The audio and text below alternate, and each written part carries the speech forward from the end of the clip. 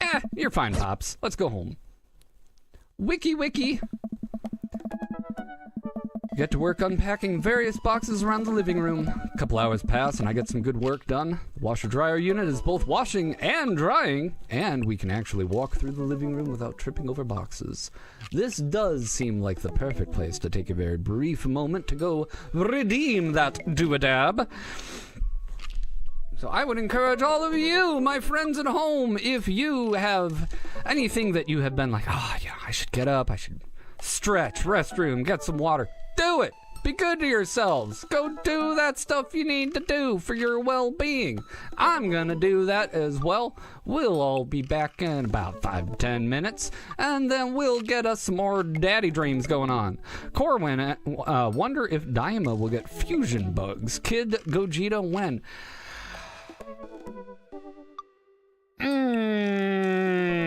That is a reference to Dragon Ball Daima for anyone who is not currently watching it. It is really awesome. I'm fully caught up on it, and I'm really enjoying it. Anyway, all right.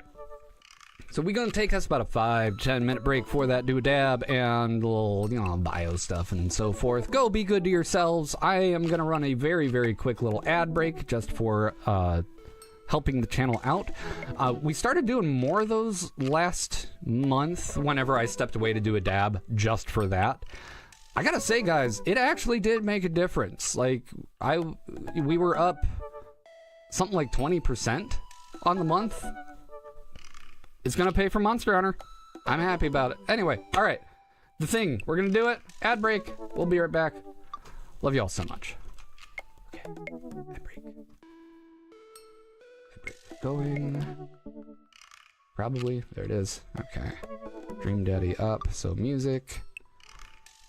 Over here, chat. Let people know.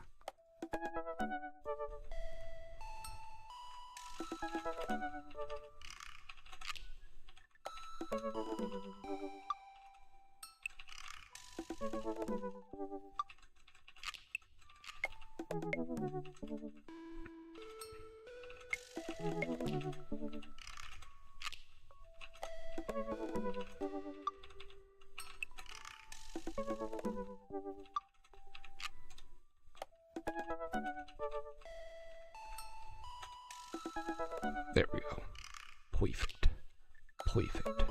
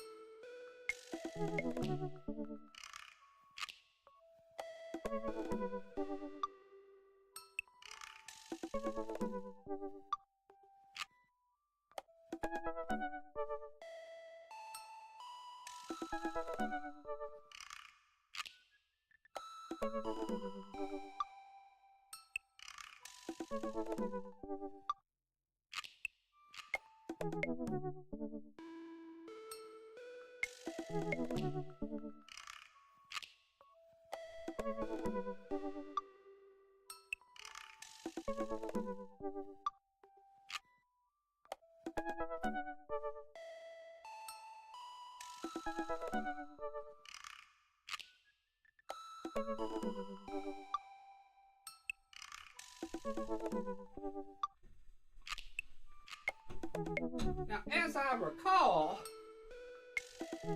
before I left for my do-a-dab, we had a let me play with that dog redeemed as well. So let's just get us onto that there screen. To play with that dog. Gonna play with that dog. Gonna play with that dog. Think you wanna play? You wanna play? You wanna play with your toy? Yeah. Go get it. Go get it and bring it back. Where's your toy?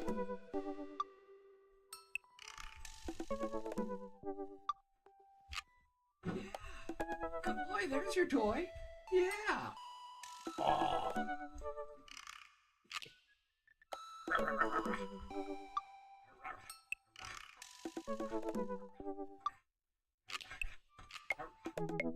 Play? Play with Papa? Yeah.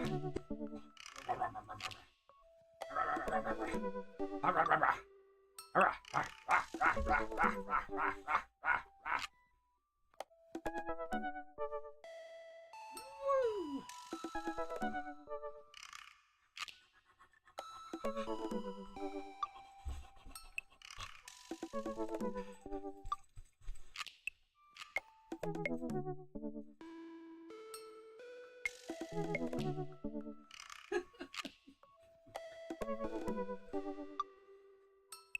Thank you, Corwin. I appreciate the good luck with classes.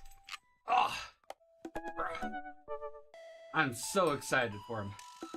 I'm working with Aaron Fisher, who has done 20 years of voiceover full-time and lots of like, movie, theme park, all sorts of stuff. Anyway. Oh, such a good boy. Thank you for playing with Papa. That's my dog. So a DBZ style fusion of Mog and Hank would be Monk. Well, first off, I think you're thinking of the wrong anime if you're fusing a dog and a human together. And now I've made us all sad.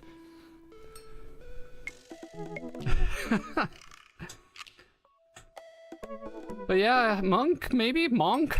Monk. Monk kind of works. Yeah.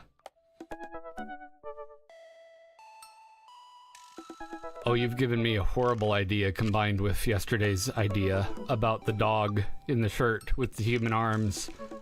I think we have a name for it now. Yeah. Okay, let's do a little... That's not what I wanted to draw at all. Okay, so we have like a Hank head. This is gonna look terrible. I'm so bad at drawing. Hank head. That looks like a penis. Okay, now it looks like a dog. Kind of. Hank head. In a shirt.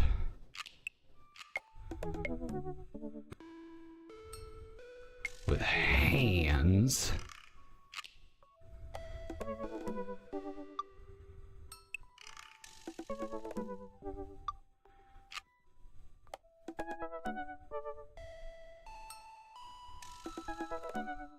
And it says monk. There we go. You ready to see this? You ready to see this beauty? This joyous wonder I've made? Monk. Yes. Behold. I only need to get high for my dogs to not look like platypi. Behold. It is magnificent. It is glorious. And you all have Corwin to blame for this. Corwin Chaos. Follow him on Twitch for awesome Final Fantasy playthroughs. Corwin Chaos, bringer of Monk. What is going on with the camera? Oh god, that was pointing at my crotch. I am so sorry. I did not know that had turned. Goodness. That's on the internet now. Fun. Those creatures would be improved with pepper jeans. Looks like a fancy decorated tombstone. What are you talking about? It's very important you tell me what the it is here, Dougman. In this moment of confusion of what just happened with the cameras and everything, exactly what are you referring to that looks like a tombstone? Oh no. I am assuming it's Monk. It does kind of look like a tombstone. That's funny. Okay, it's almost certainly that. I'm gonna stop panicking. Ha! Amazing. Great. This was a time. Let's play Dream Daddy. Yay!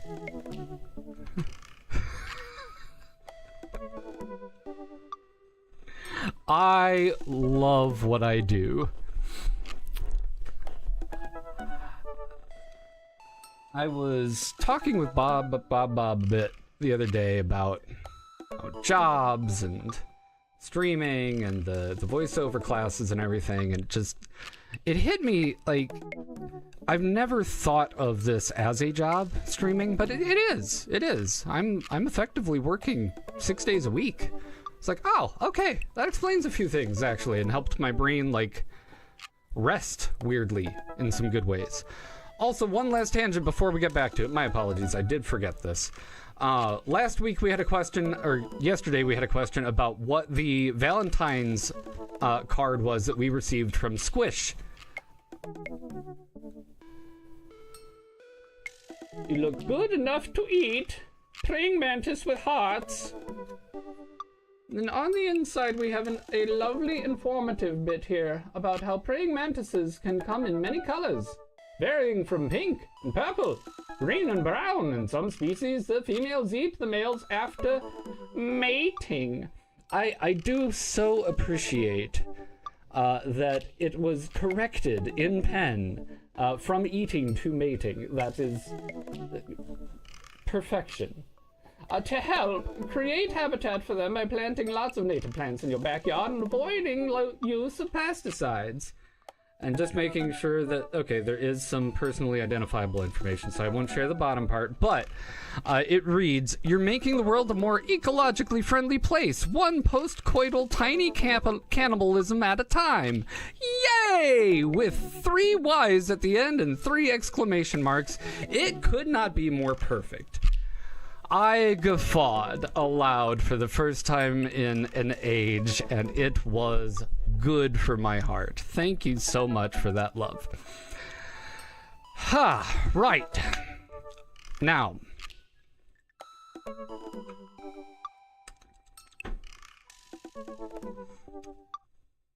get to work unpacking the various boxes around the living room. A couple hours pass and I get some good work done. The washer-dryer unit is both washing and drying, and we can actually walk through the living room without tripping over boxes. First visitor already. I walk over to the door and open it. Hello! A handsome, clean-cut man stands at my door, brandishing a plate of cookies. You're Freddy. That's Freddy. Hang on, I gotta, just in case this friend is not currently in the chat, and that's totally fine if they are not. I'm not expecting anyone to spend their time where they're not wanting to spend their time, but oh my god. This guy is Freddy.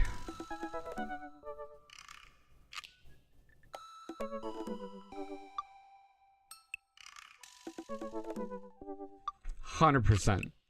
The in-game doorbell freaked you out for a second? Who the Sorry, Dougman. I am glad that I have the headphones on for that. Hank has been reacting more and more to TV sounds. He doesn't so much when the sounds are coming from a phone, but on the TV, because of the surround sound, often the sound producers will have doorbells coming out the sides, especially when it comes from the right side where our actual doorbell would be. Yeah, Hank just goes nuts at it. Yeah. 5 whole lines between tangents. I know, we're making records here, Doug, man. I'm going for 10 with this next set. You just hold on to your horses here. Right.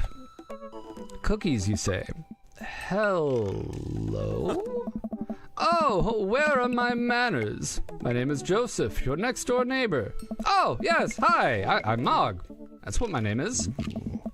I saw the moving van and thought I'd bring over some cookies. My daughter Christy wanted to let you know she baked them herself.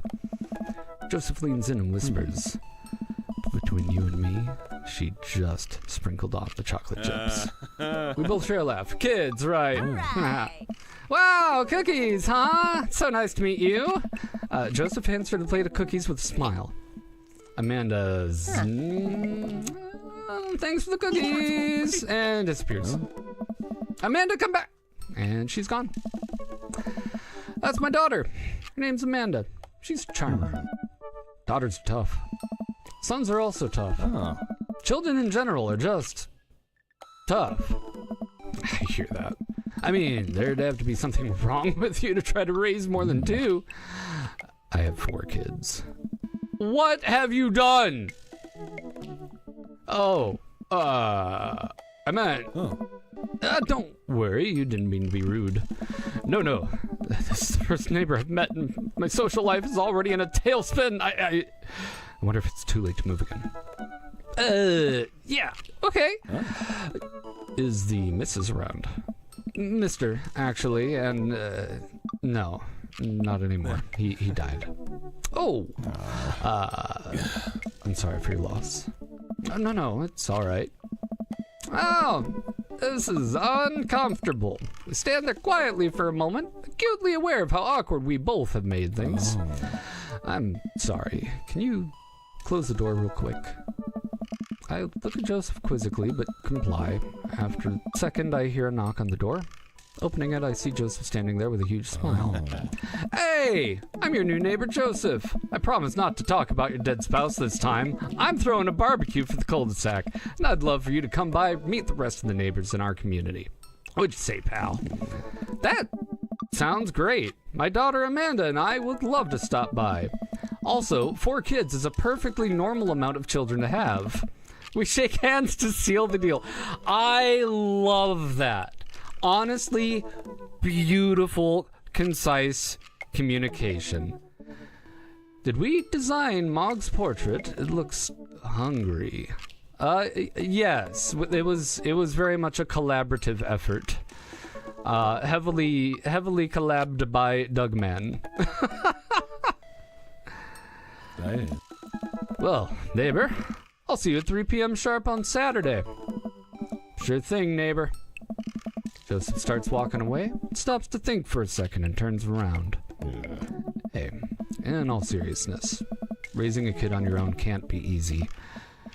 If you ever need to talk about stuff, I'm the youth minister at a church down the street. Oh, I don't know. I wouldn't really consider myself a youth or religious.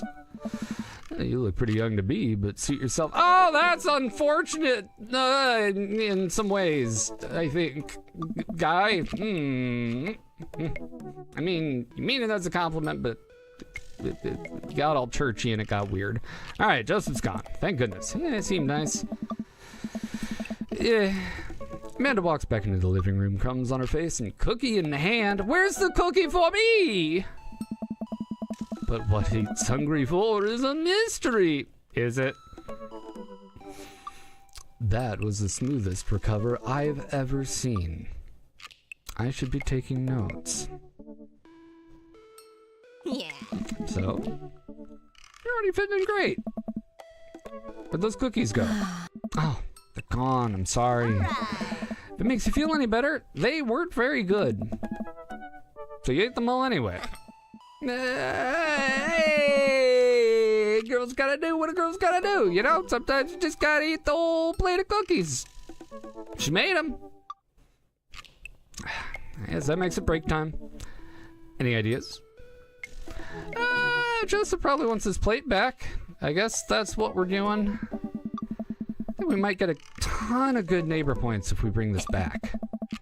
We're gonna be the best neighbors in the whole cul-de-sac.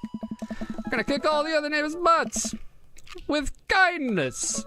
Amanda and I step outside. Shoot, I'm actually not sure which house this is. I'd hazard to guess it's the big one with all the well-groomed blonde children sitting in the yard. G'day, kid. And remember, we need to make a positive first impression here. Keep it tight. Keep it light. Both of those things. We walk up to the kids and wave. Hello, youth! Is your dad around? You all look horrifying. Oh, God. It's talk! No cookie for me. Mog is doing excellent social, very suave. Little flail. Indeed, I am very good at socializing. Socialism. Hey guys, is your dad around? They'll just stare at us blankly. Yeah, that sounds about right. They're all haunted. We just wanted to, turn this nice plate. Thank you for the cookies. Jeez, these are definitely Joseph's kids. They all look exactly like him.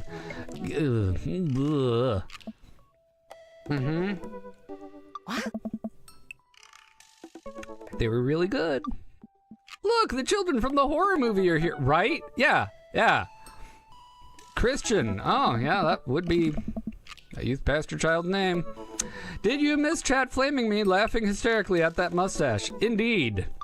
Now, Demonic Tutor, I don't know if you knew this about your good friend, Metal Opera Guy, but I rocked a handlebar mustache for about 3 years. Unironically.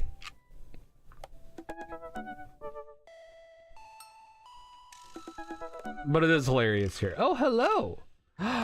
Oh, you delightful human being whom I love. Thank you. Love you too. You may absolutely pet a dog. I've been brought vegetarian sushi. You did not know that about me. Yeah, it is quite the mustache. The clone children want your soul. Yeah. I'll dig up one of the pictures at a time that isn't now, but yeah, during my prior career days, it was like one little way of having control over situations was how I styled my facial hair, and that became important to me. Silly as it was like a confidence thing more than it was a style thing, I think, looking back on it. But I sure was remembered, though. People ask about the handbar guy. Right, so, I mean, I heard they were good. The cookies. I didn't get to eat any. Look significantly at... Actually, I should look significantly at Child, shouldn't I, you little blueberry muffin stealer from the other week? He's been good since then. But I remember. The handlebar guy? Yep. I was known as the handlebar. Spud Muffin, I adore that emote. I will have you know. You wore crazy socks to flex your individuality during teaching days. That's excellent. I love that. Yeah, on stream, I think it was last weekend, I had left the rest of my breakfast up on the desk while I stepped away for do a dab, and by the time I came back, the plate was empty, including the paper that the muffin had been in. So, like, the high brain was, wait, did I actually finish that? I certainly didn't eat the paper. That was the thing that was like, okay, it was Hank, it wasn't me. Yeah, so the children, chuckle nervously. Okay, we're just gonna set this plate down on the ground, real gentle, and we're gonna back away slowly. Right, Dad? Right. Yeah, that's what we're gonna do. The kids' eyes bore into us as we scurry away. I feel their gaze on my back even as we approach our house. Yeah. Blonde kids are giving you ghost vibes. 100%. 100%. Spud, have you seen or played Dream Daddy before? I need something to get my mind off those carbon copy kids. I need to rest my eyes and bleach them. You've been awake for, what, 3 hours? That's 3 hours too many, all right? We got the bean juice a little late. I've spent a lot of spoons meeting people. As we're walking home, I hear heavy footsteps coming behind us. Those kids are absolutely miserable, 100%. Yes. I don't think anyone in that household is happy. From first impressions, anyway. Mog, bro! Whoa. Oh, I turn around and am greeted by a familiar face jogging up to us. You got a baby, Bjorn, and you got a cool haircut.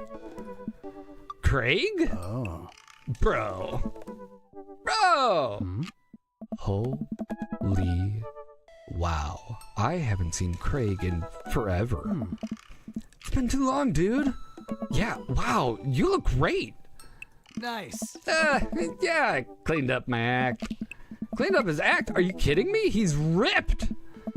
Amanda, this is my friend Craig. We went to college together. We were roommates for a while, too. Amanda, dude, you probably don't remember me, but you're so big now. Hello, and hello, cute baby.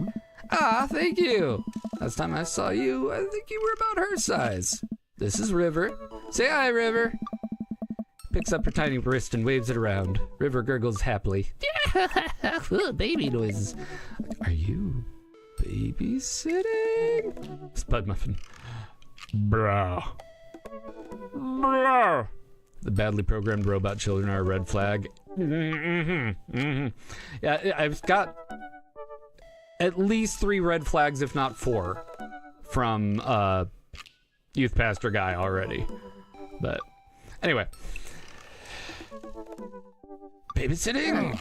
Nah, dude, River's my kid. Man, it has been a long time. Feels like one minute we're rolling up to exams with bad hangovers, and the next we're both fathers. Where have you been, man? I was working out in California. Just relocated the business back to Maple Bay. No kidding. Oh, Amanda and I just moved to this side of town. How's Smashley doing? Oh. I mean, Ashley. Ashley is her name. Oh. She actually still goes by Smashley. We got divorced last year. Oh, dude. I'm so sorry. Spud killing it with the emotes today. Yes. Dude, I'm so sorry. That's old news. We take turns taking care of River and the twins. It's all copacetic. Twins? You have 3 kids?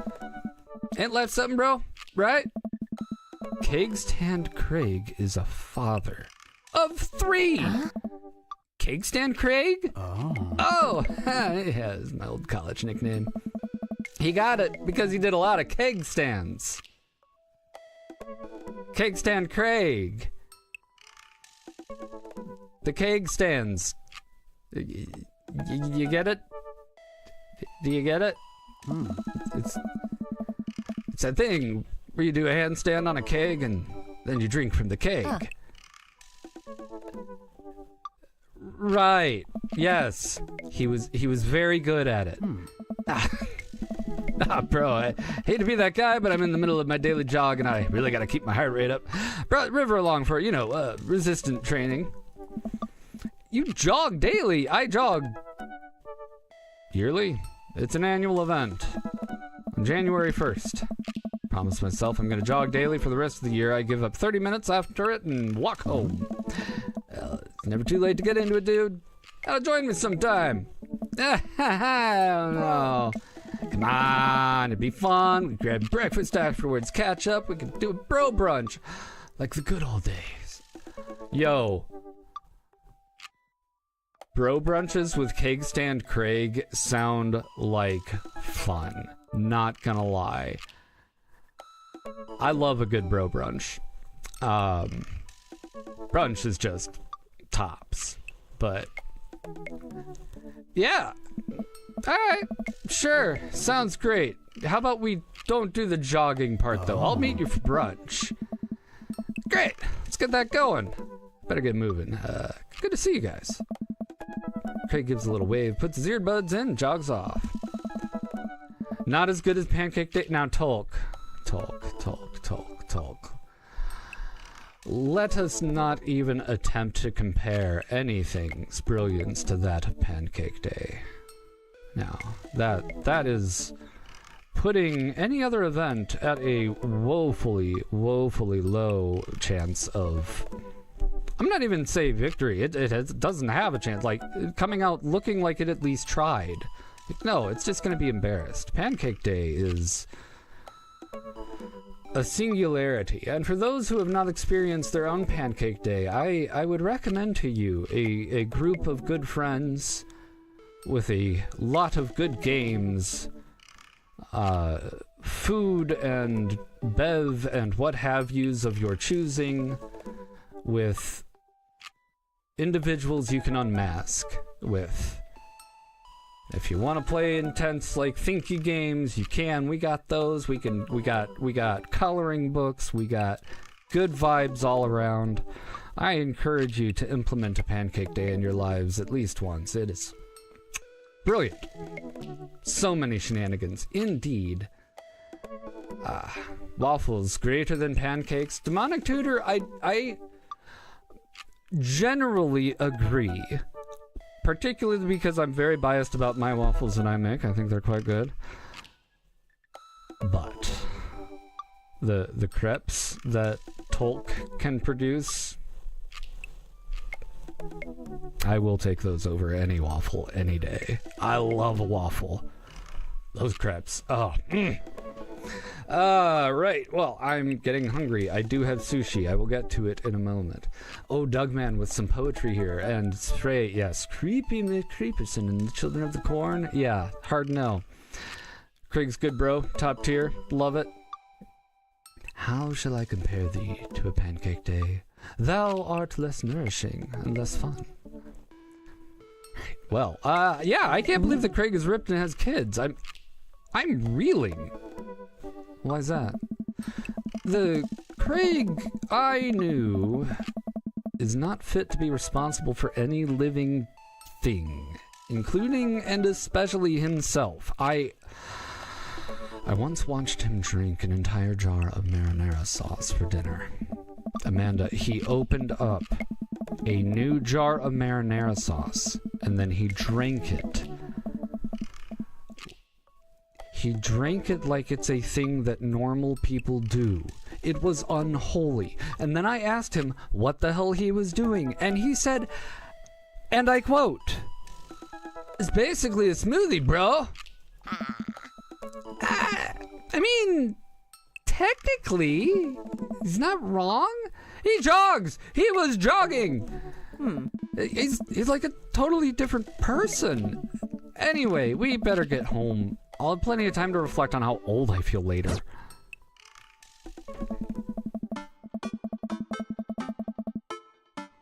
Scene. Amanda and I flop down onto the couch. Amanda has to shove some empty boxes out of the way before she can sit. Too bad we're gonna be putting my stuff right back into these boxes in a few months. No, don't say that. Oh, Dad, it's gonna be okay. It'll be fine. I know. I'm a little girl. It's gonna be weird not having you around. I'll come visit. I'll text you every day. I'll take lots of pictures. I mean, obviously, I'm a photography major. You promise? Oh. Of course. You gonna be okay by your lonesome? Oh, come on, I'll be fine. I'll get a dog or something. Get a dog. A dog. Oh, hey, dog. This camera is just not behaving today, and it's entirely my fault, but I'm gonna blame it on the inanimate object. A dog? Yes. Forget art school. I'll stay for the dog. Is that what it's gonna take? Medium-sized dog, handkerchief around the neck. I get to name it. That's what it'll cost for me to give up on my dreams. I'm a woman of simple wants and needs.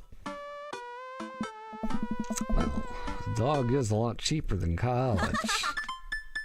Amanda laughs. Suddenly, a pile of envelopes slides through the mail slot. Speaking of college, Amanda darts over to the envelopes and shuffles through them. She pulls one out and throws the rest back on the floor. This is from McGowan College of Art and Design. This is from McGowan College of Art and Design. Open it, handkerchief. You know, I was thinking I need to make some new merch because that would be a fun thing for me to do more than anything else, but I like handkerchief a lot. I'm gonna write it down, handkerchief. Open it! But I'm scared. It's just an envelope. Yeah, it's just like my entire future. Not a big deal. She takes a deep breath and rips the letter open with her teeth. We got a letter opener, but okay. Let's go feral on the letter. That's fine. I hold my breath while Amanda's eyes dart back and forth, scanning the letter. What does it say? The admissions committee has reviewed your application, blah, blah, blah. Her face drops. We regret to inform you that we're unable to offer you admission to McGowan College of Art and Design. Amanda throws the letter on the coffee table. Oh, sweetie.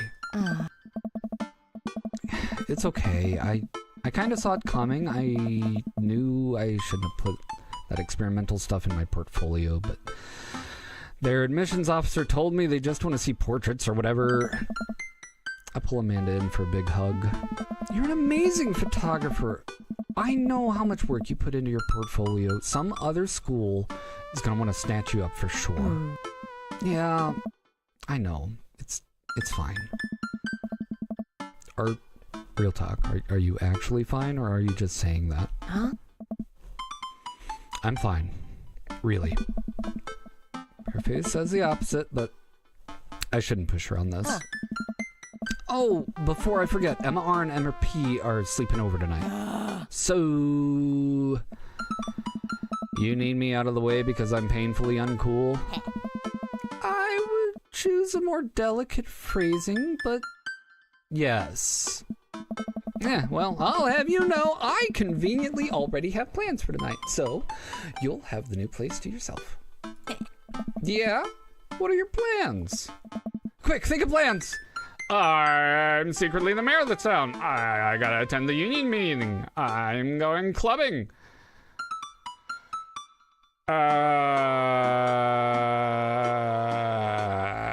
Union? Union meeting. Union meeting. Mayor. Union? Mayor was first. Amanda, the town needs me. I need to perform my mayoral duties. I must don my top hat and wear my monocle, that I may preside over my mayor stuff. Yes, I must don my top hat. Indeed. I must. Oh, it has so many things on it still. I forgot it had things on it still. One moment. A top hat of many pounds must indeed become less weighty. As the time I put it on for this bit that is going to last for 5 seconds. This is a good use of everyone's time and energy. Indubitably. I am very happy I have taken the time to commit to this bit 100% for a hat that will not fit over my headphones. Perfection.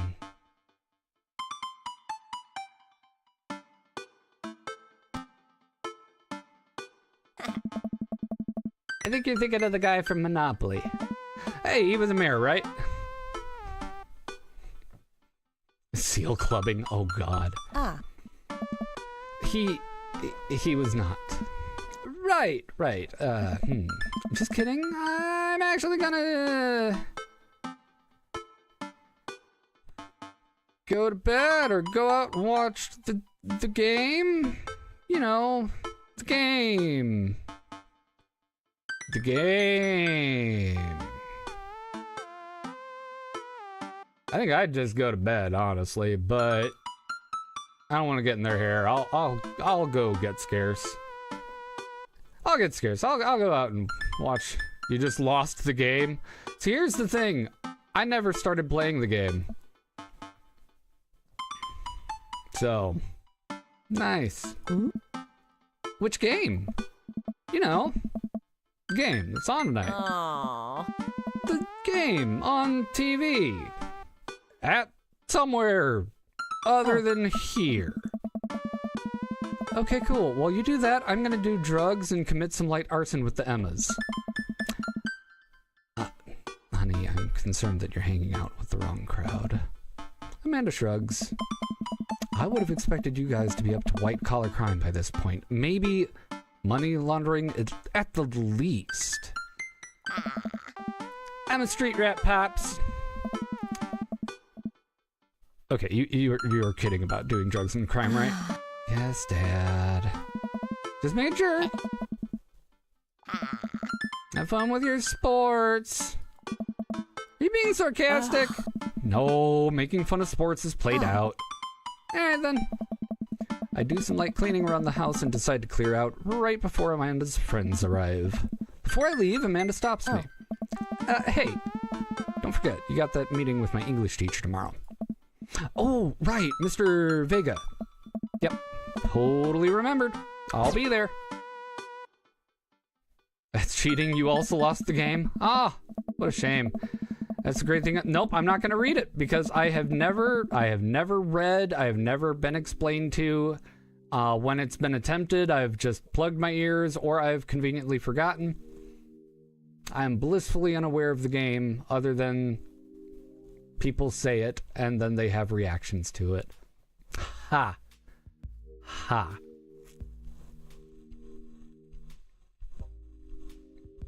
I can make it wobble. The hat to be. No.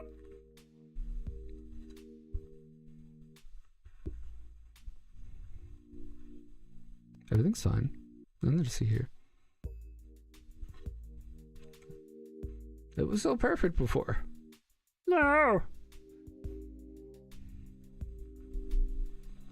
Oh, you know what you do when you try to do a bit with a top hat and it fails.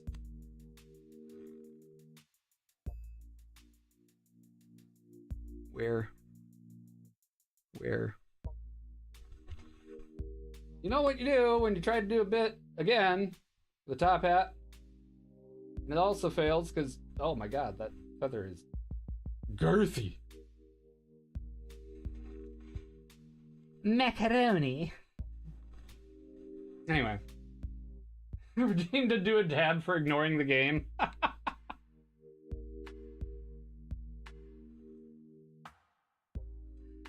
Well, I suppose we shall have to do that dab very shortly here, but I would like to get to the end of this in-game day at least, as we have poked our way along quite a bit here. Now, what else must we have? Okay. But yes, we shall do that dab once we are through this day.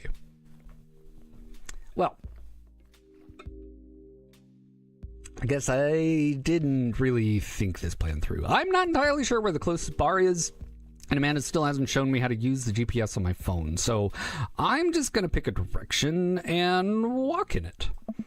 Let's go this way. Cool. Okay, we're marching. We're marching in the direction of the game. Any game, really. In the distance, could it be Jim and Kim's? A big, burned-out neon sign hangs over the tiny dive bar. Jim and Kim's, huh? All right, it'll do. Suddenly film noir. Ooh, I should have a film noir another time. The bar is small and dimly lit. The crack of pool balls sounds in the back as the patrons laugh and joke. A string of multicolored Christmas lights hover above the bartender. I can't tell if it's Jim or Kim. Pull up a seat at the bar. What'll it be? One beer, please. Sure thing, boss. Bartender slides me an ice cold beer. I take a sip and enjoy the refreshing taste. Say, are you Jim or are you Kim? I'm Neil. Oh. Now, I awkwardly turn my attention to the game, which is playing on one of the TVs on the wall. As luck would have it, my team of preference is not only playing, but is currently in the lead, which is always a good thing. The brightly colored mascot, which is some kind of animal, does cartwheels. I silently cheer on my favored team, hoping I don't get into any confrontational arguments with the fan of the opposing team. Several people in this bar are wearing the distinctive colors of the team I dislike, although I believe from their demeanor that, like me, the passion for their team is all in good fun. Oh. Middle-aged woman holding a nearly empty wine glass slides up to the bar and sits uncomfortably close to me. Hey, sailor. Hello. You got a little cross thing going on there. Are you a vampire or are you a church lady? Because you're giving that you are youth leaders, pastor's wife, person? Hello. I'm gonna see fresh meat in here. I'm Mary. Come here often. No, I actually just moved to this part of town today. I'm Mog, by the way. Are you watching the game? Yeah, my preferred team is in the lead. If they keep up, they'll win the game with ease. Oh, love that team. I also love that game. I love someone who knows their way around balls. Getting the impression she's a little drunk. Buy a gal a drink.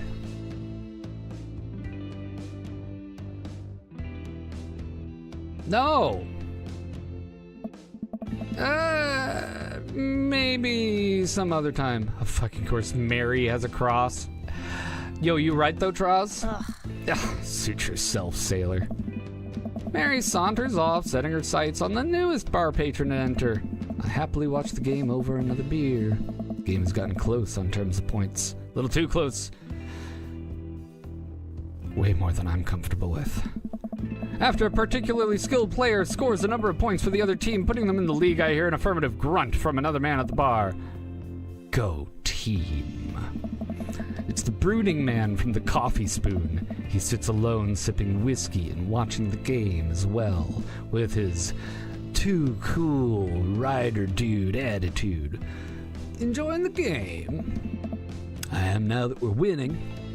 Oh, we must be rooting for different teams. In my opinion, my team is far superior. I have to disagree with that. Based upon our win-loss record, I'd say my team is superior. I love that this can be read either as making fun of sports or as we're not going to bother with picking a sport. This just applies to all of them, and now it's in good fun. Love it. That's where you're wrong, since as it stands right now, my team is beating yours. Conversation ends there, and we both go back to silently rooting for our respective teams. The game is close, with both sides playing their hardest to win. But in the end, my team prevails. Quiet cheers ripple throughout the bar. Mary and Joseph, oh, yep. Oh, and their father of Christian. Ha! Go, sport ball! Woo!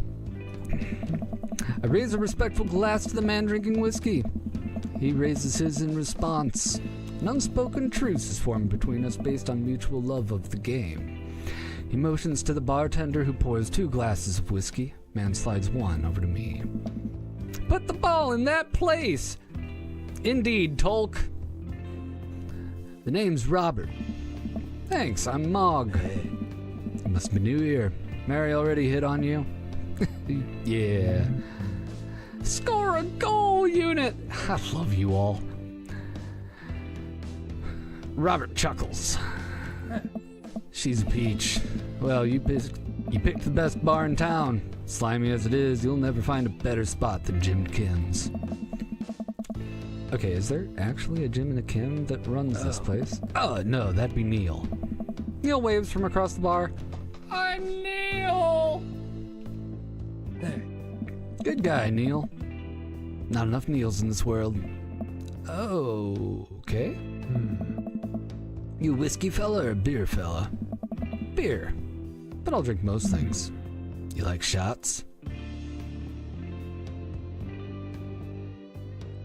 Trials, I'll have to check that out later. The last video I included a little Saturday Night Live in immediately got blocked on YouTube, so I have to go back and edit it.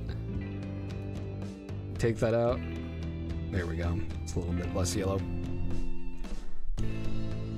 How do we feel about shots, chat?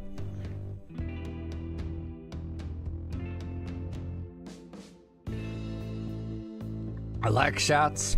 I love shots. Oh, shot fired. I don't like them. Love? Question mark? Is that your final answer? It is the first answer. So we'll go with it. Oh, after I stretch a moment. Yep, shoulders needed that. Dang. I love shots. Thank God. Robert nods to Neil, who serves up 2 shots of whiskey. Hands 1 over to me. Here's to your health. We take the shots. The whiskey burns going down, but I try my hardest to look tough. Yeah. Am I doing it? Am I looking tough? Wow. That puts air in your chest, huh? Oh. Ugh. Right. Hey. Wait. I think this is what making friends is. Okay, Mog. This guy's out of my friend league, but I think if I play my cards right, we'll be pals in no time. Compliment his cool leather jacket. Compliment his rugged good looks. Compliment his hand tattoo. Oh, all very, very cool things that... Yeah. Know what it's kind of like doing shots? Dabs when the day is done? Yeah. Jacket? I like jacket. We'll go jacket. Compliment the tattoo? Oh no, we haven't... Okay, well... I did say earlier, first one's gonna go, so jacket. I like your jacket. Thanks. Been in my family a long time. So the neutral one, which is fine. Passed down from firstborn to firstborn. Cursed, some would say. Man, this guy is mysterious and cool. Way cooler than I am, at least. Robert signals to the bartender for another round. What are you doing here tonight? My daughter kicked me out of the house, running from my problems, trying to make friends.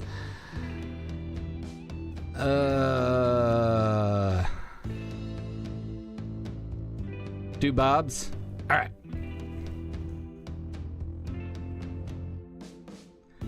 What do we think here? Daughter kicked out of the house, running from my problems. I mean, running from my problems is kind of in the same like film noir, but he might be like, "Oh, you shouldn't do that."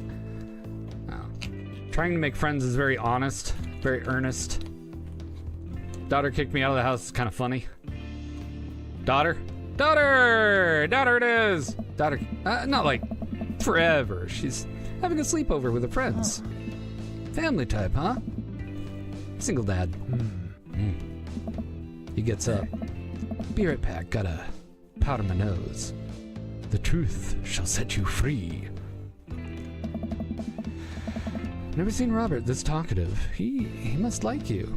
Nah, I guess so. I gotta admit that Robert has a gruff charm to him. If a guy like that thinks I'm cool, I must really be cool. Robert comes back from the bathroom and grabs his leather jacket. I'm gonna go home. You heading my way? Robert and I leave the bar and find ourselves walking the same direction. Hi. I live in this cul-de-sac down the way.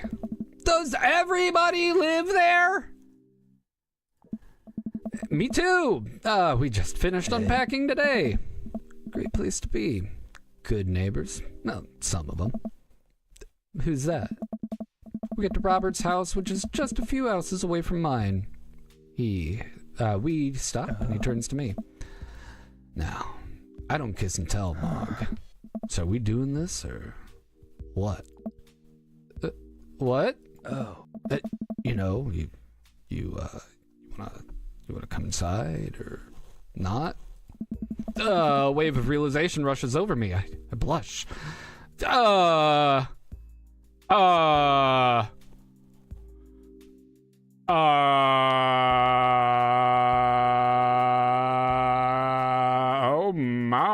my first day here.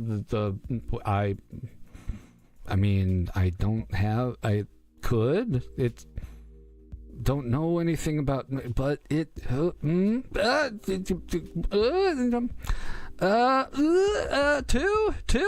All right, two is Mog broke day one. Yeah, I did. Like,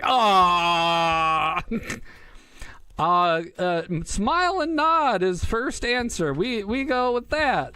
Smile and nod. Up that body count.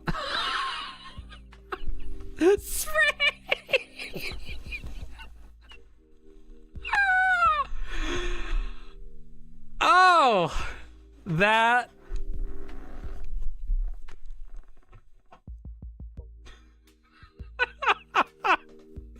Just something about that from you. That's amazing. And I can hear you cackling. I can hear your very specific, like, the laugh that keeps getting more laugh because the prior laugh makes it funnier. Yeah, amazing. Okay, smile and nod. Let's do it.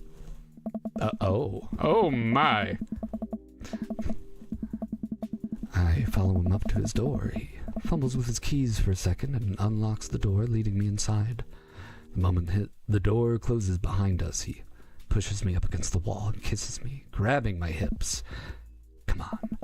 Robert takes my hand and leads me up the stairs and into what I assume is his bedroom, but it's so dark I can't see anything but Robert's intense expression. He kisses me again and I can hear him shucking off his jacket. I clumsily take off mine too. His hands roam down my chest and suddenly he's tugging at my belt. I don't normally do this. Do you want to stop? I appreciate the consent check so much. Beautiful game. Demonic tutor, gotta go. Bye. I'm out. Hey, have a wonderful day, Demonic. So great seeing you, friend. Time to get murdered, if you know what I mean. You are also correct that you are cackling. Beautiful. Oh God, I love my community so much. You people are amazing. Well, are we? Y'all, it's day one. We doing this?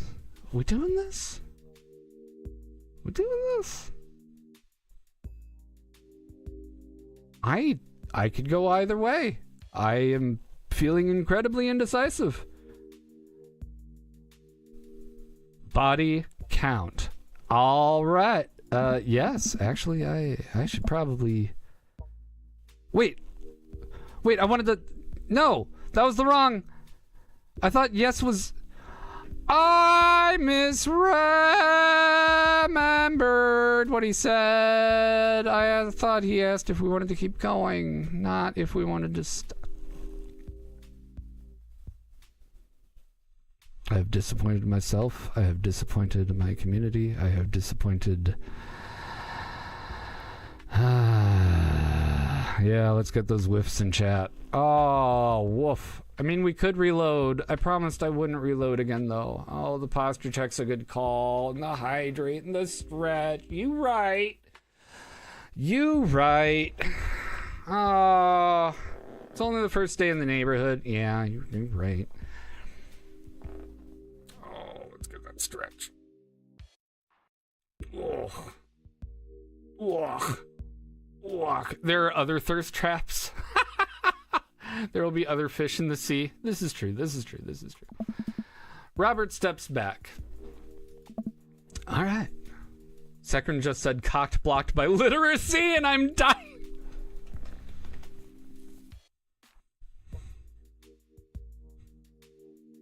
I can hear Bob McBob laughing at it.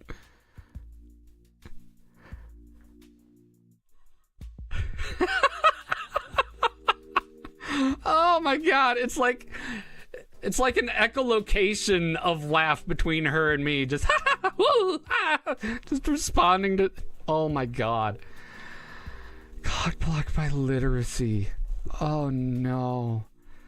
Oh no, it's so accurate and so brutal. How do you people come up with such creative ways to like to burn in loving ways too? Like it's just so funny.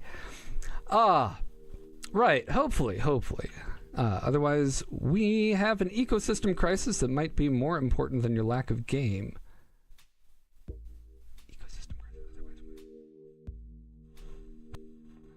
Okay, we need the dega overlay with the mathematics as I'm like trying to remember exactly what that's referring to. What did I say that would be an ecosystem crisis?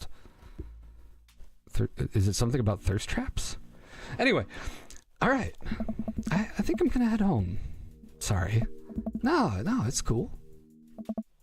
I appreciate that. I really do. I head home. My head's still spinning with the anxiety of turning Robert down. The side of the couch helps me compartmentalize, though, and before I realize it, I'm having dreams about my teeth falling out. Horrifying. Ugh. I wake up to a text from an unknown number. Rise and shine, early bird. Oh. Rise and shine, early bird. You still want to work out? This is Craig, by the way. Holy crap, it's 6 a.m. Who does 6 a.m. anymore? Without realizing it, I drift back to sleep. I must have winked back out. I checked my phone again. Hey, bud, still want to get your swole on? I'm ready to tear up the track. Hit me up. God, it's the last thing I want to do right now is work out, but it is Craig. I do want to catch up. Yeah, it's worth it. Go. Hey, my man, I need a few minutes. Wake up. Meet in 20. After a few seconds, another text comes in. Sure thing. Meet me at the gym. Stretching my bones creak. I gotta stop sleeping on the couch. Throw off my blanket and... Hey, wait, I don't remember falling asleep with a blanket. Oh, Amanda must have tucked me in after I fell asleep. Bless that child. I reluctantly brush my teeth, throw on the only clothes I own that are even kinda gym appropriate, and head out. The neighborhood's quiet and serene in the morning. Birds chirp and the grass is still wet with dew. Surprisingly, the gym is pretty crowded. I spot Craig standing out front stretching, of course. He spots me and waves enthusiastically. Oh. Hey, bro! Good morning. Hey, good to see you, man. I'm definitely not as pumped up as he is. Maybe I should have had some coffee before I left. You ready to kick some butt? Gotta stay positive, dude. With your help, I am. Help! Help! I've got myself into a situation that my cardiac health is not ready for. Why?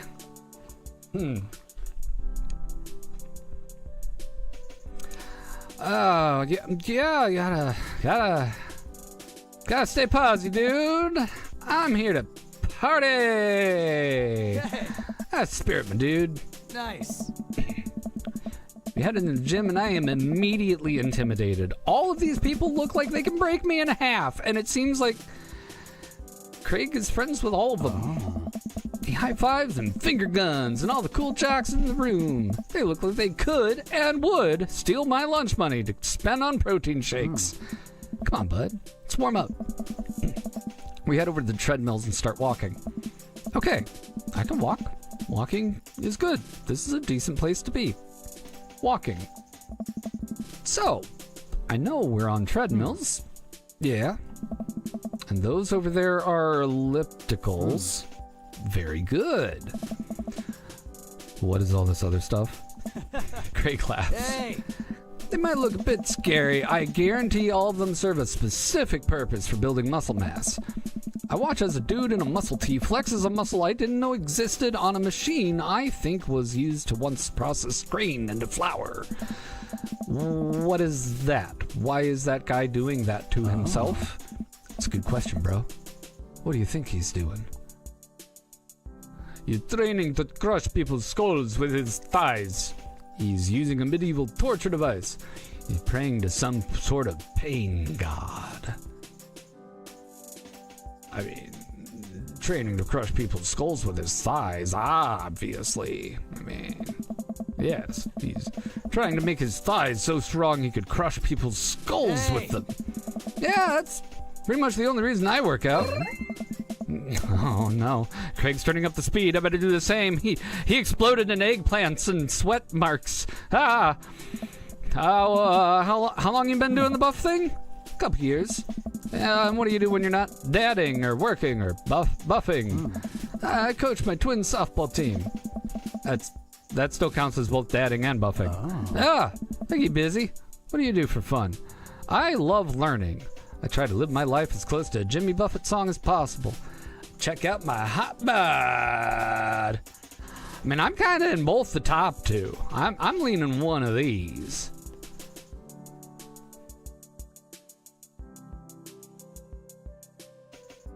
Personally, I love learning.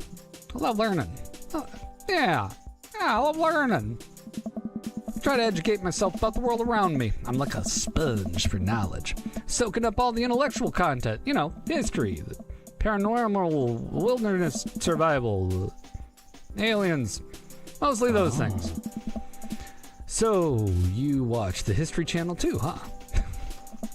Ha! Yes. We're jogging now. Oh God, we're jogging now. He's exploding in eggplants again.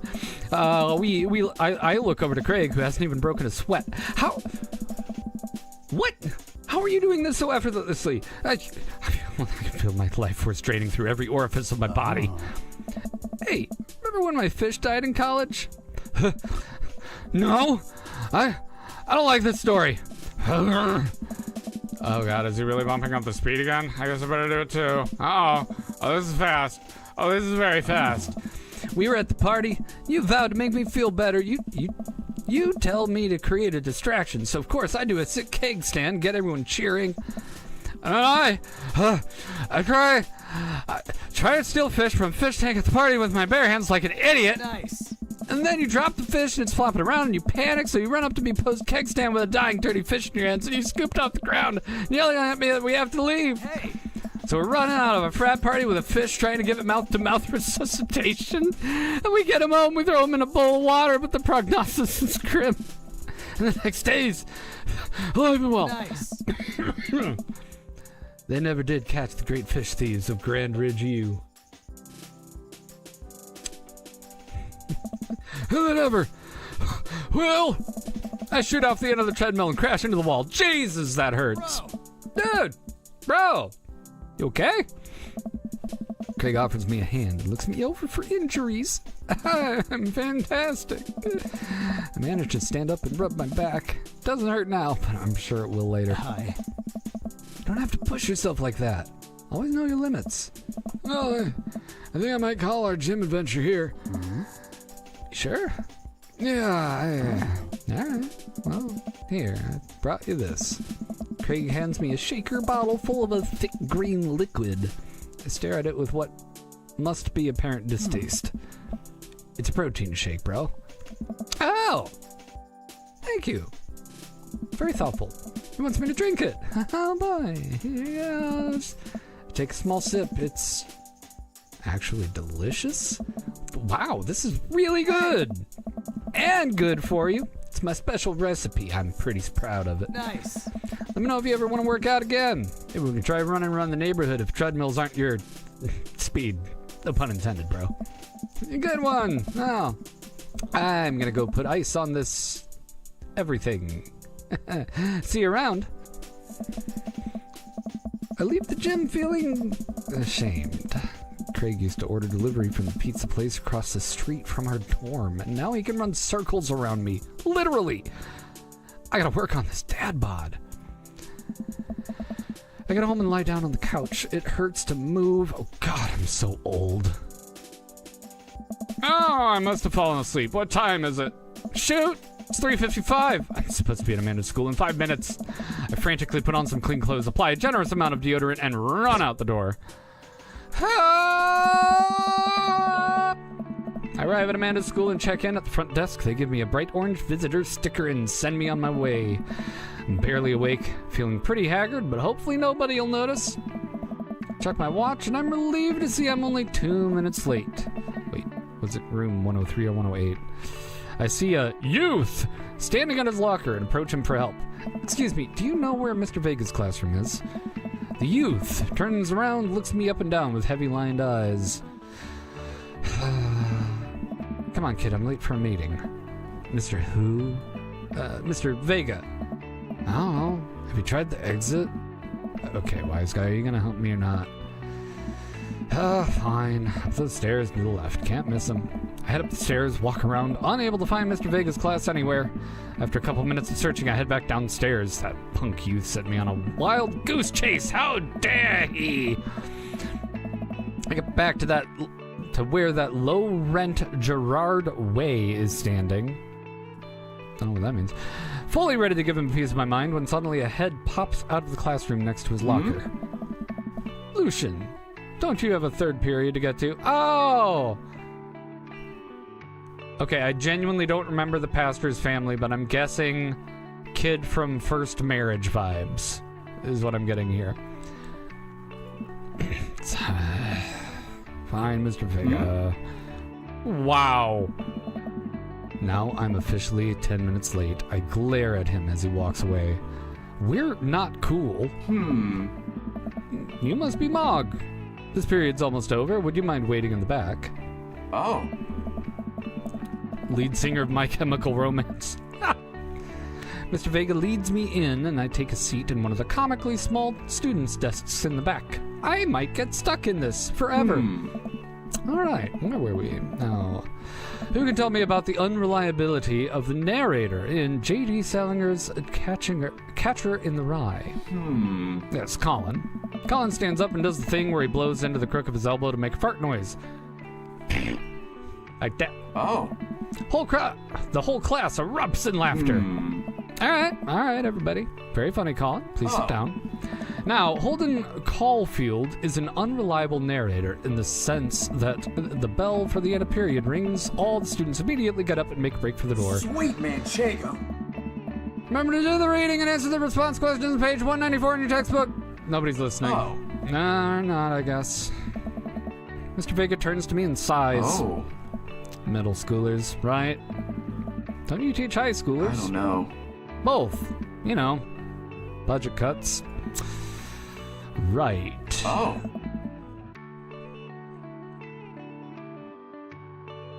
I owed to do a dab at the end of the day and didn't take it, did I?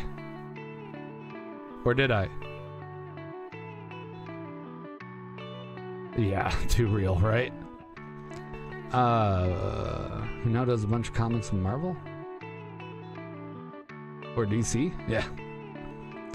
Right, so back to Hugo. Thanks so much for coming in. No problem, Mr. Vega. Please, call me Hugo. I don't normally do impromptu parent-teacher meetings, but I'm sure you know Amanda's a very bright student, and I'm concerned about her recent behavior. Oh. Okay, I didn't do the AFK breakfast tab. Okay, well, at the end of this scene, we'll do that. Alright, what's going on? Amanda's never been the most engaged student, but I know she cares. Recently, though, she's been falling behind. She's not completing assignments. She's been doing rather poorly on tests. I'd normally chalk this up to senioritis, but... Well, this is strange. I thought Amanda always shared everything with me. It hasn't even crossed my mind that something might be wrong. I just wanted to ask, is everything okay at home? We just moved. She has a tendency to bottle things up. I think we just moved. Like, this is a little bit blamey. This is not helpful at all. But yeah, we just moved. There might be some stuff going on there. But it was only the other side of town, and Amanda was more excited about it than I was. See if you can talk to her about it. I know she values you a great deal, and she would appreciate your guidance. She keeps heading down this road. Might also be the art school thing. Just maybe. I know how important art school is to her, and I would hate to see her miss out on scholarship money that she clearly deserves. I'll make sure to talk to Amanda. Thanks for letting me know, Hugo. Anytime. On my way out, I stop and thinking for a moment. I turn to Hugo. Hey, Hugo. Oh. Yes? They ever catch that rye? Yes. I love that our MC makes the same kind of terrible puns I do. That's very good. Okay, before I forget for an umpteenth time, we will go ahead and do the break now for that Do a Dab. And we shall be back after that for some more of this delightful game. I'm having a wonderful time. I hope you all are too. Pardon me. A little burp there, but let me just type a little chatty chat here.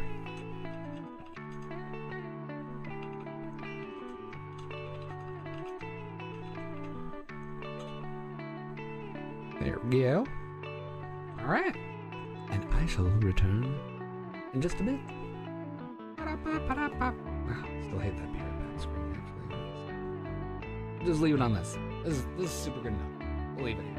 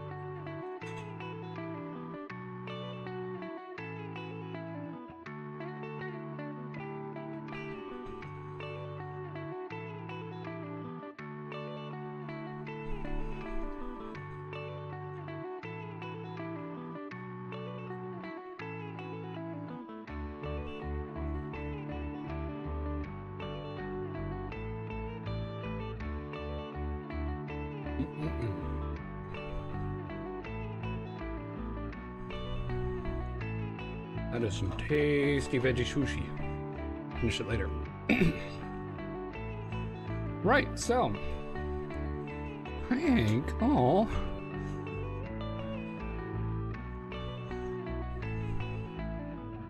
What's up, buddy?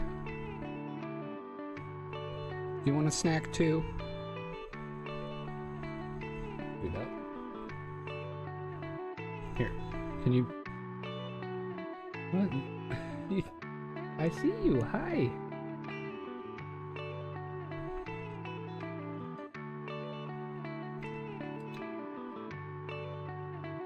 There you go.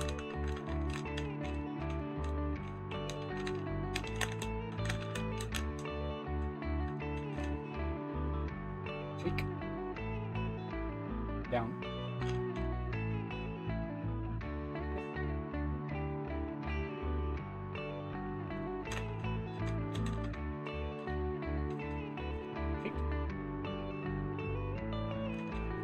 Up. Down. Good.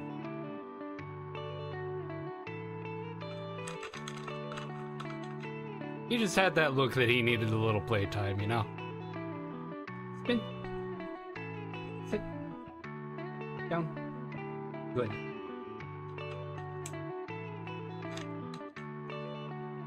Did you do my play with that dog? I did. We did play with that dog. Unless you did a second play with that dog that I missed. But yes, I did do that. We played with the rope toy and played tongue for a while. It was delightful. Thank you, Hank. All done for now. All done. Such a good boy. He was washing dishes. Oh no! Alright. Put his treats right in the way of the text. Couldn't read it. Well, I leave the classroom and make my way out of the school. I'm still a little bit in shock that Amanda was able to hide this so well from me. She's always been such a force of positivity in my life, especially after we lost her father. Amanda must be done with classes for the day by now. I'm sure she would appreciate a ride home, but maybe I can talk to her about what's going on. Duckman, I need to do dishes. No! I pull up to the carpool and Amanda hops in the passenger seat. So, do you have fun gossiping about me? Mr. Vega and I actually just gossiped about our celebrity crushes. So you talked about Mario Batali the whole time? It was a very productive meeting. I'm pretty hungry. Can we go grab some dinner? Sure thing. We can make something at home, or let's go to the food court. Well, Amanda's wanting to see other things around town, meet people. I can push myself a bit. Let's go to the food court. Does that sound good to you? Huh? Yeah, sure. By the mall? Jeez, can't a dad take his daughter to the mall? This was not the right choice, apparently. Will you buy me things? I will buy you a thing, singular. Sounds like a deal to me. Drive in silence for a short while. Amanda plays a game on her phone. I should say something. You know, sometimes when a kid gets older, I find that they have to keep things hidden from their parents. That's okay, because sometimes that's what kids do.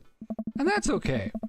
But also, sometimes it's good to have the parents' perspective, because, you know, maybe the parents also dealt with similar situations. And maybe they're a little cooler than you give them credit for. Anyway, what I'm trying to say is, it's good to share. Love you. Have you been reading my tweets? You have a Twitter? What? Never mind. Look, sweetie, Mr. Vega said you haven't been participating in class and that you're not turning things in. Huh? Oh, I'm fine, Pops. Senioritis and all that. I thought you liked Mr. Vega's class. It's fine. He's fine. We pull up to a stoplight. I see Amanda and she's still texting. I want you to know that you can talk to me about anything. Dad. Uh-huh. I can tell that whatever it is, she doesn't want me to know anything about it. It's frustrating. I heard Emma R's going to that fancy art school in California. That's exciting.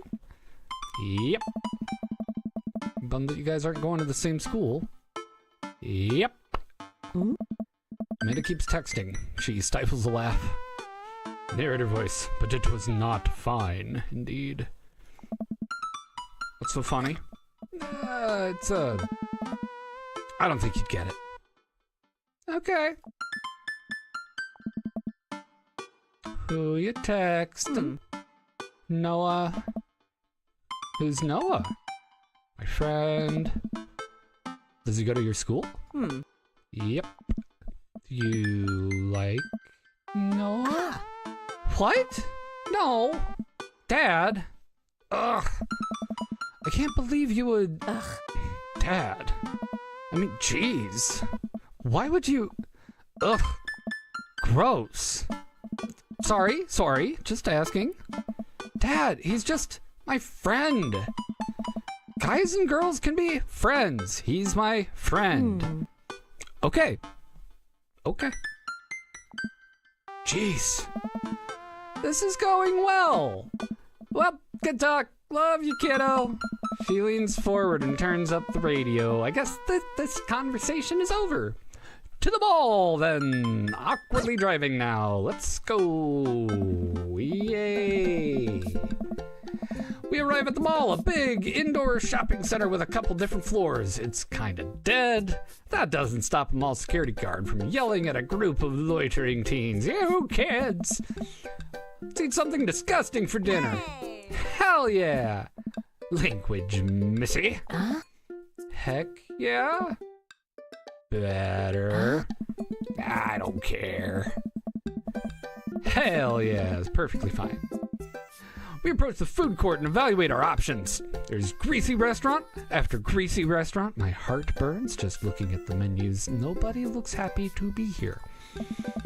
What are you in the mood for? Bread dipped in sugar, bread with cheese on it. You just want me to inject some fat directly into your bloodstream? I extend my hand to her. My child, would you do me the honor of sharing some nachos? She takes my hand with a grin. Yes!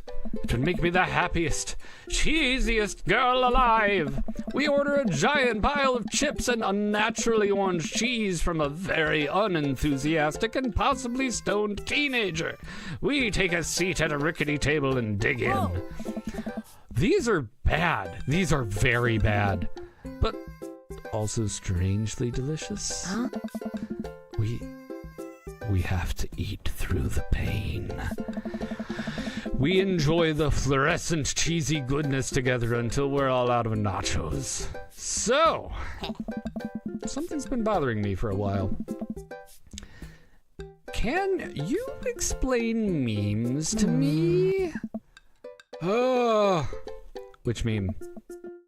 All of them? Aww. Amanda sighs deeply and places her head in her hands. Aww. Dad, it's complicated. See, memes are inside jokes shared by a bunch of people that gets less funny the more people do it. So the problem is that by the time a meme gets to you, Dad, all us youths have done the joke to death. Ugh. And what's worse than that is that movies and TV and video games will try to jump in on a meme train. Just based on how long it took to make them, the meme will be dead by the time it comes out. So it just dates it, and it's not funny. Oh shit, what up? Ugh. Dad, please. Anyway, changing the subject. Where to now? Wanna go to that goth store? What? You know, the one that's all black and tries to establish itself as anti-establishment despite being an exact representation of the establishment. I don't know what store you're talking about. You know, The one where you can buy chain wallets, and it's basically an assault on what people fought so hard for in the punk and hardcore movements of the 70s and 80s. Dude, you gotta be more specific. The one you threw up in that one time. Oh! That one! Thank you, Doug Man. Amanda runs into the store with me trailing behind her. She makes a beeline for the back. Yeah. There it is. You can still kind of see the outline. I'm so proud. Speech! Amanda. Speech! Speech, speech, speech, speech. All right, I'll do it if you stop chanting. Amanda stops immediately. I clear my throat.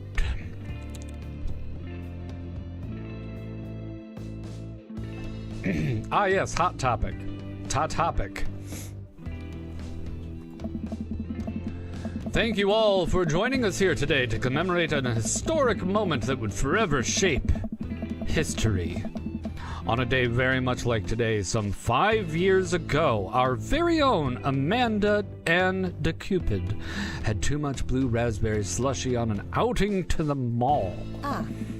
After begging her father to take her to Dead Goth and Beyond to buy rainbow suspenders, she proceeded to throw up all over a display of My Chemical Romance merchandise. Her loving father then had to pay for said merchandise, which to this day remains among our possessions. Thank you. Amanda is moved. She begins clapping, slowly at first, then faster and more vigorously. Several other patrons turn their heads. One of them starts clapping. I bow my head. Oh, hey, chain wallets. While Amanda busies herself in looking at band t-shirts, I find myself something of interest to me.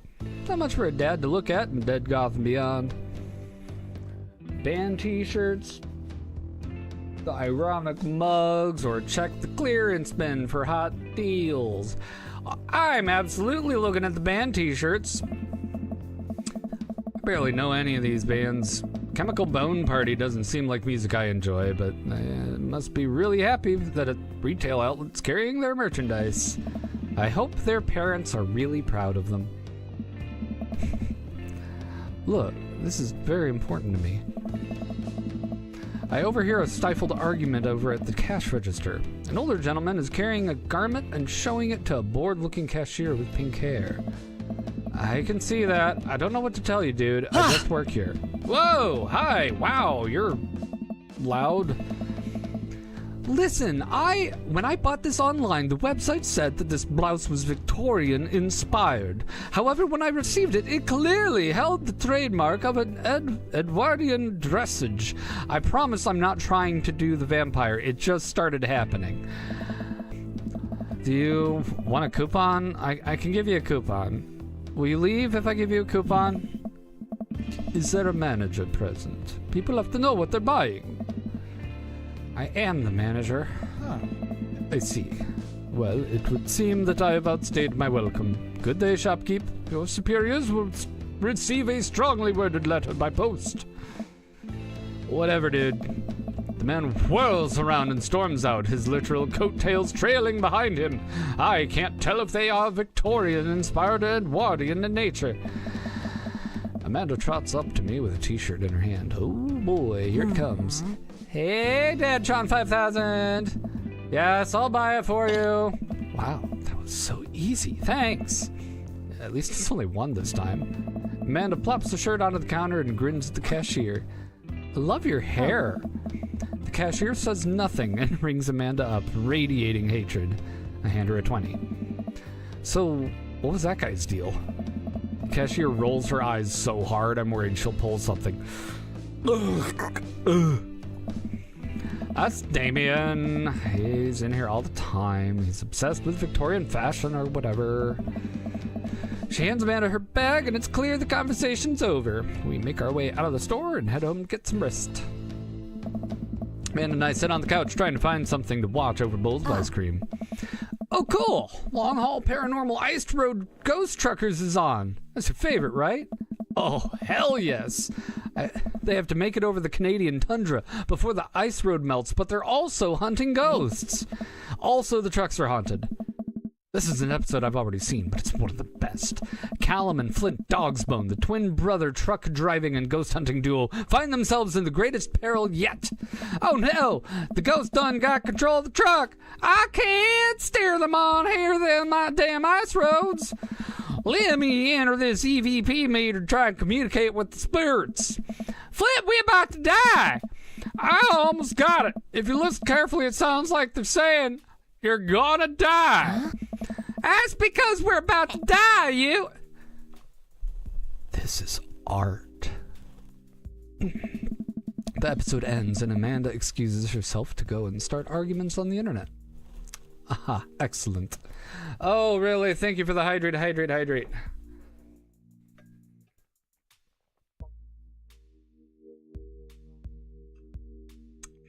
That was much needed after that. Whew.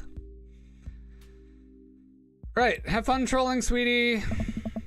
I stay up a little longer, curious about the exploits of Callum and Flint Dogsbone after their disastrous ice road accident. Afterward, I crawl into bed and get a good night's sleep. Sleepy time, sleepy time. Sleepy. Morning, sleepyhead. Ah, 5 more minutes. You have never, ever let me have 5 more minutes. So get up. Fine. We have cereal for breakfast and spend the morning putting together furniture. Amanda's much better at interpreting the tiny manuals. We're able to put together a few shelves and one desk, but I'm pretty sure it was supposed to be a bookcase. So, you excited for the cookout today? Excited to beef up my grilling skills. If there's food, I'm excited.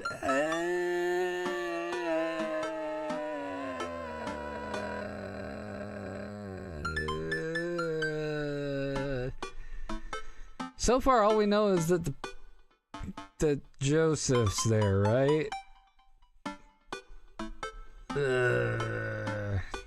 I'm gonna just have a little more water while we think about this.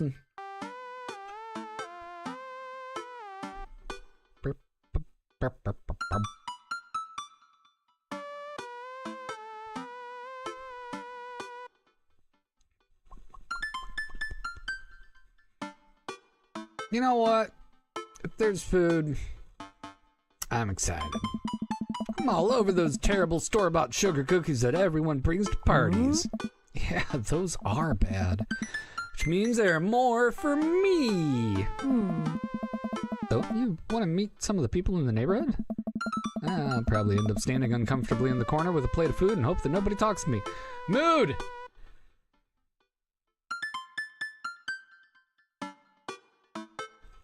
I didn't realize this game was going to keep calling me out over and over and over and over. Dad, you're a beautiful work in progress. We will get that butterfly to emerge from the cocoon. Now! Oh. The social butterfly. Well, we better start getting ready. Definitely don't want to be late. Whoa! What? No, we have to be fashionably late. Who shows up to cookout on time? You know what? We're going early. Just because you said that. I head out the door and Amanda reluctantly follows. We walk across the street to Joseph's house with a store-bought veggie plate. I am a terrible cook if it doesn't involve a grill. Butterflies emerge from chrysalises. Indeed. Guess we're not as early as I thought we were. Joseph's backyard is already packed with people, and the smell of hot dogs wafts through the air. Small children run through a sprinkler, and adults chat in small clusters. I set our veggie plate down on a table next to 2 other veggie plates. Huh. Hey, there's Joseph. Wave to get his attention. The moment he sees us, he jogs over, arms open wide. With arms wide open. This is Scott Stapp. This guy is from Creed. He's singing everything. He's our youth pastor. Come on now. Tell me it isn't. Joseph McRedflag? Yes. 100%. Oh, welcome. I'm so glad you two are here. I'm sure you are. And you brought Veggies! Let me introduce you to my family. Kids, come over here. This is Chris, my eldest. Hi. This is Christian and Christy. They're twins. They stare creepily and say nothing. So you've got Chris, and... Oh. And then, of course, there's our youngest, Krish. Wait, where is Krish? Maybe Mary put him in his crib. Oh no, it's the woman from the bar the other night. What's she doing here? Oh, and how could I forget my lovely wife, Mary? Huh? Joseph pecks her on the cheek. She smiles. Ah, Mary, sweetheart, did you put Krish to bed? Hey. I'll have to go look for him. What? You'll have to... Oh. Joseph takes a moment and regains his composure. Mary, this is our new neighbor, Mog, and his daughter, Amanda. Ah. I'd shake your hand, but I have a glass of wine I need to tend to. I love her. Nice to, meet you, Mary, for the first time. Charmed. Well, I have to go over there now. Bye. Mary leaves. Oh God, this is so awkward. I wonder if Joseph knows. I wonder if Mary knows that Joseph knows. I wonder if Joseph knows that Mary knows that I know. Takes all of my energy not to run away from this barbecue and start fresh in a new city. Ha ha ha, my wife has a wonderful sense of humor, but please, you two enjoy the barbecue. All the guys are really excited to meet you. Oh, I double-clicked on accident.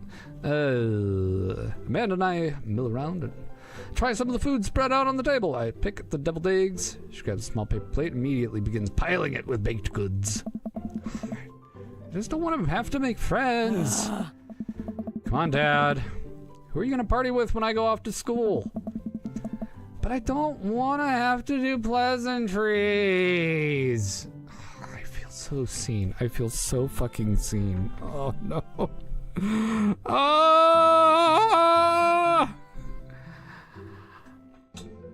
I wasn't prepared for this. Dad. Oh, they're gonna make me talk about the weather. Oh. Go do it. Make a friend. How could I possibly abandon my only child at a social function? That's bad parenting. Yes. Mog does a feel. This plate of cookies is my new dad. Bye!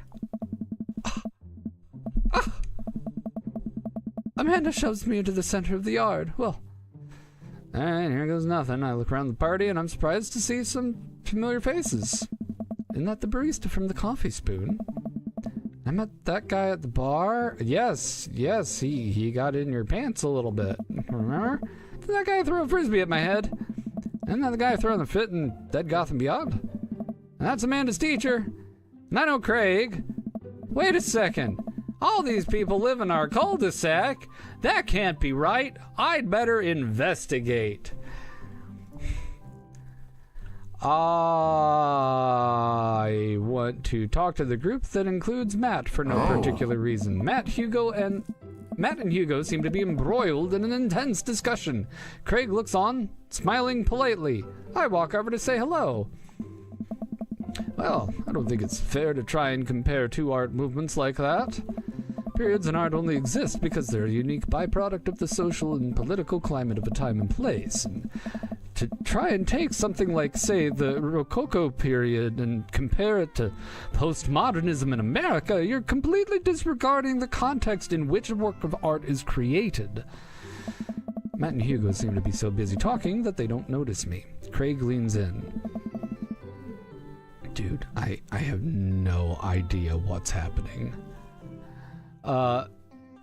Rail, have we met all the suitors? Are we out of the prologue? Do you need to spam gift giving opportunities?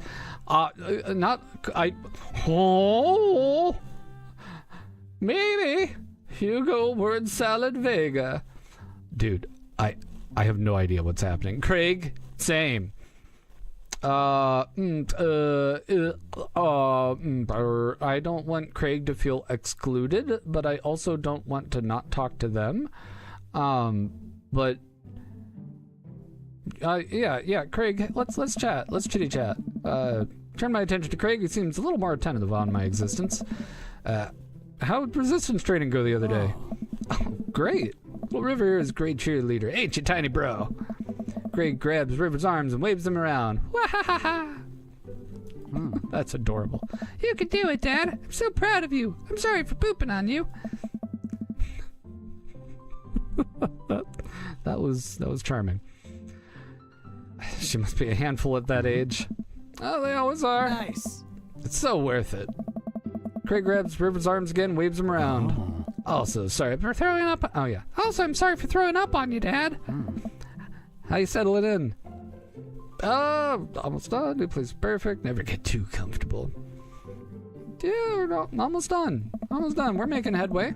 Still a few odds and ends to take care of before I can call myself settled, but I think we can upgrade the situation to livable. Indeed. Oh, we did livable throughout the entirety of college. Yeah, my goal was for Amanda to live in the sort of life that didn't involve eating spoonfuls of ranch dressing as a palate cleanser in between different types of pizza.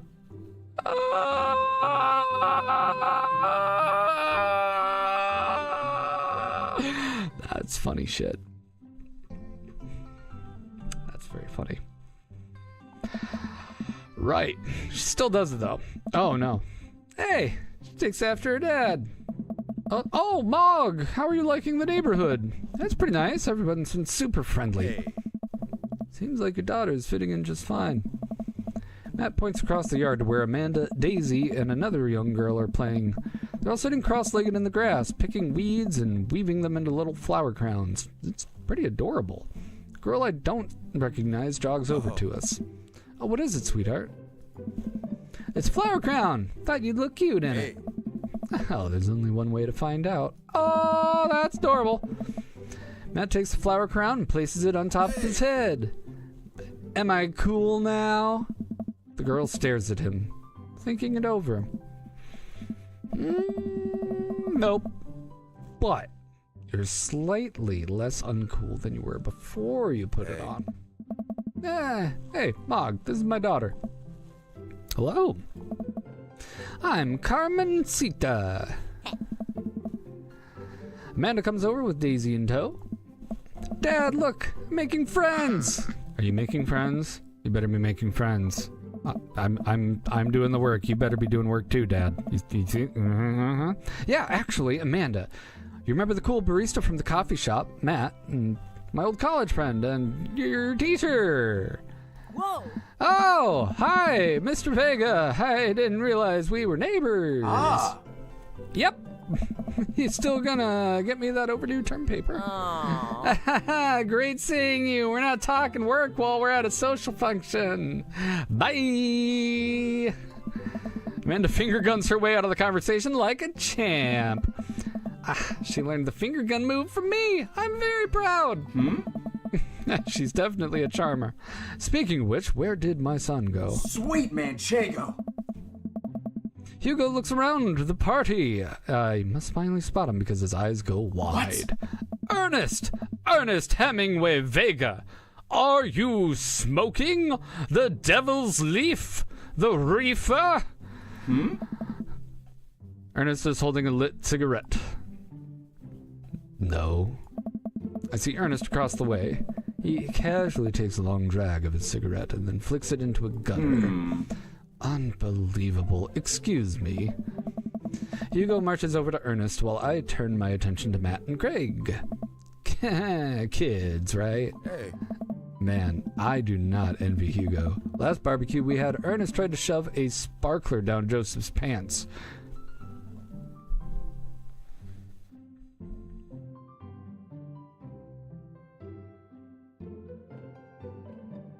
That is objectively funny, but terrible. Last barbecue we had, Ernest tried to shove a sparkler down Joseph's pants. Nearly burned down half the yard. Was it lit? Was it lit? It implies, I think... Oh, no. Oh, and the barbecue we had before that, he actually burned down half the yard. Then it spread onto my lawn and burned down half of my yard, too. Hugo walks back over to us, practically dragging Ernest behind him. Hey, everybody, sorry about that. Mog, this is my son, Ernest. Hello. Ernest looks away, sulking, hands shoved deep in his pockets. Hugo nudges him impatiently. Hey. Nice to meet you, Ernest. What grade are you in? Does it matter? Oh. Ernest. Okay, I'm in 8th grade. God, are you happy now? I'm sure you were just dying to know. Yeah. Good for you. Can I go now? I'm tired of talking to old dudes who blame my generation for the failing economy. Oh! I have eaten too many avocados, clearly. Ouch. Ernest! Oh yeah, because I'm totally embarrassing you! Ernest puts earbuds in and storms off to stand in the corner. Well, that was certainly something. He seems nice. Hugo puts his head in his hands and sighs. Matt seems comfortable with his masculinity. Whatever misbehavior Vega encounters is a direct consequence of that name. Not gonna disagree. I'm so sorry. He's having a really tough time. As much as I want to be the cool dad, I have to be the authoritarian dad, and he clearly resents me for it. I mean, I think as a dad and a teacher, that's about as authoritarian as he can get. Honestly, are any of us cool dads? Is it even possible to be a cool dad? What? Hey, I'm as cool as a cucumber. Look at me. Look at this shirt. Look at it. Cool dad professional. Thank you very little, gentlemen. See, that right there, you can't say that. Oh. My kid thinks I'm cool. But for how long, Craig? How long do we get to be the cool dads? I don't know. Hey! I think we just have to accept that as dads, we become the machine we once raged against and accept our fate to unironically wear socks and sandals. Your kids may think you're cool now, but the moment they hit puberty, you're doomed. Amanda's 18. She still thinks I'm cool. Oh. I yell across the yard to my daughter. Amanda, I'm cool, right? Hey, Amanda. Hey, this is important at this social gathering of people that we're meeting for the first or second time. Amanda, teenage daughter. I'm cool, right? You're gotta say yes in front of all these people and their children and acquaintances, right? I'm cool. Amanda just laughs. She keeps laughing. I see your point. Oh no. Yeah, as much as we want it, I don't think it's as important to be a cool dad as it is to be a good dad. Can't be best friends with our kids. It just doesn't work. And look at me and Ernest. Our job as parents is to make sure our kids turn out okay. Yeah, you're right. It'd be nice to have it both ways. Hearing these guys talk about this makes me think of my relationship with Amanda. We do get along so well, but there might come a time where it won't all be like that. There's college when that happens. Huh. Oh, don't let us eat up your time, Mog. Go meet some of the other people around the neighborhood. Okay, I guess I will. I don't want to talk to Joseph. Let's... Hey, Robert, you two, guys, people. See them chatting over drinks. Man, I don't want to deal with getting one-upped by Brian or whatever happened with Robert last night. Oh no, they caught me staring. Brian's waving me over. Oh no. Oh, I'm trapped. I flash a smile and walk over to them. Hey, guys. Hey, Mog. How the heck are you? Settling into the neighborhood all right?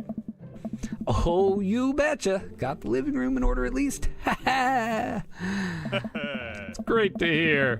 Been doing some living room work as well. Finally got the 50-inch in there. Game looked great in high def. Oh boy. Mog, you met Robert yet? Yeah, we've met. Robert regards me over his whiskey. Good seeing you again. Hey.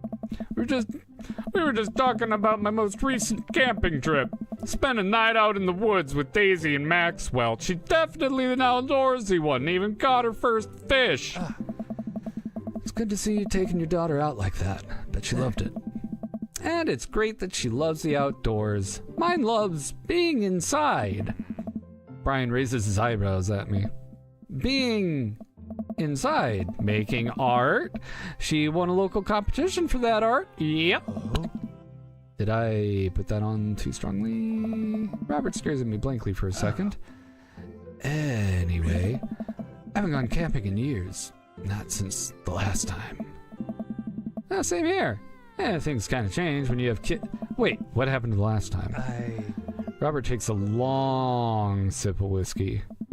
Well, old Johnny Boy and I were out in the backcountry. Johnny Boy's a strong kid. Met him in my army days. Comes from Kansas. Build him tougher out there. Anyway, things go south pretty quick. Johnny Boy breaks his ankle when the rope bridge snaps. You could see the bone popping out through the skin. Johnny Boy's screaming now, crying for his mama, losing blood. We're 2 days out from the next living soul, and here I am with my dear friend bleeding out in front of me. I'm able to dress the wound, but now I got a fireman carry a 6-foot, 180-pound man over some of the toughest terrain I've ever been in. I won't lie to you. There were moments during those 2 days when I thought about leaving old Johnny Boy. But you build a bond with your brothers in arms, and that bond never breaks. I got that boy back to civilization, but I lost some of me out there.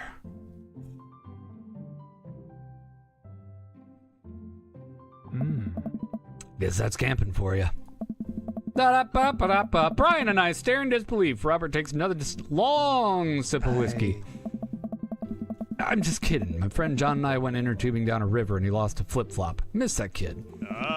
Brian and I laughed nervously. You got us there. Or am I kidding? We tense up again. I'm kidding. Amanda and Daisy barrel up to us laughing. Daisy's holding a paper plate in front of her like a steering wheel. We gotta get off this haunted truck. Oh no, the ghost locked the doors. Quick, hit the emergency escape button. The trucks don't have emergency escape buttons. Then hit the brake, I guess. And we'll get out of the truck. There's the imaginary truck.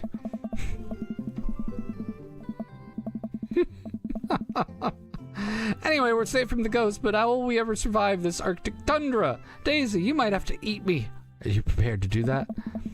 I'm prepared to do anything to survive. That's cold-blooded. I like that. Although I'm not sure I have the materials required to properly cook you. You know, that reminds me of the last time I went skiing. Robert? Hey. Wait a second. Are you guys playing Long Haul Ice Road Paranormal Ghost Truckers? Yeah! Amanda and I love that show. It's the best.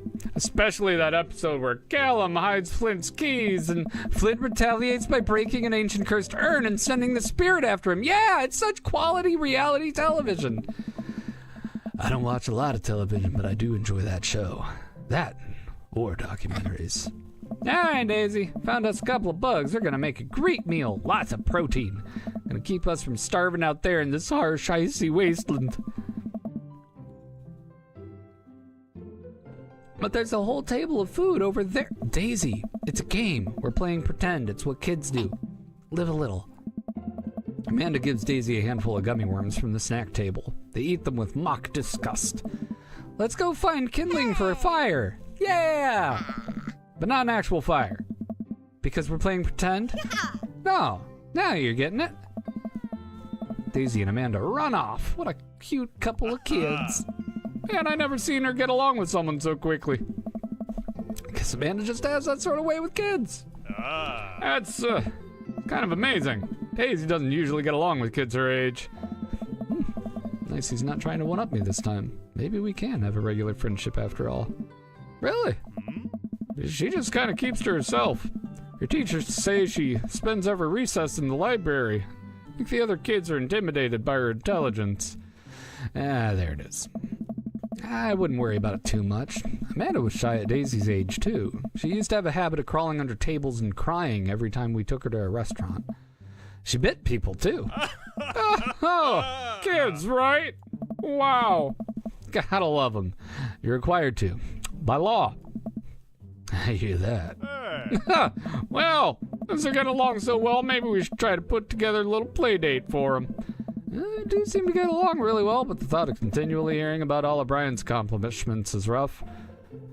And, yeah, that would be nice. Yeah, I don't want to take up too much of your time. Go meet some of the other fellas. Oh, do we have to? Oh, I guess we don't have to, but we probably should talk to them at least. I'm gonna have some sushi first, dang it. Get a burger? Just get a burger? What happened to the body count?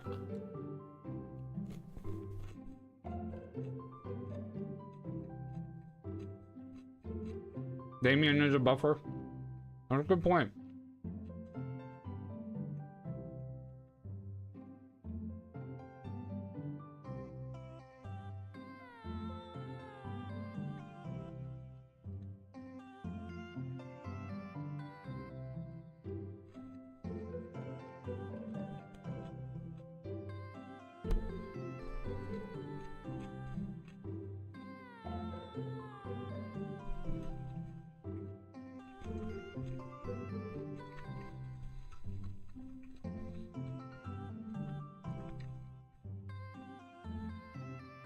That was really funny.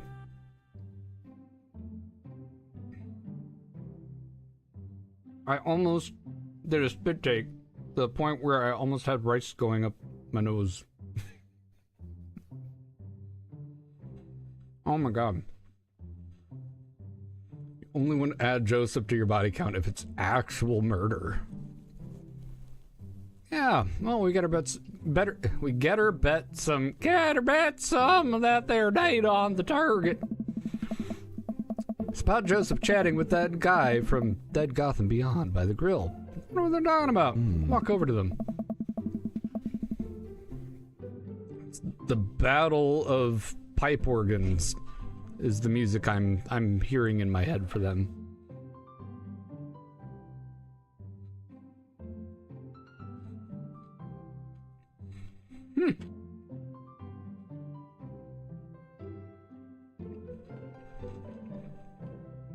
So, I'm curious.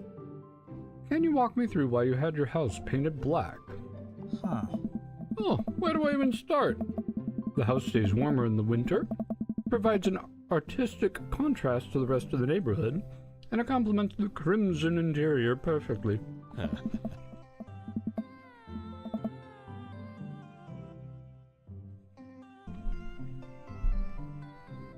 It's definitely an interesting choice.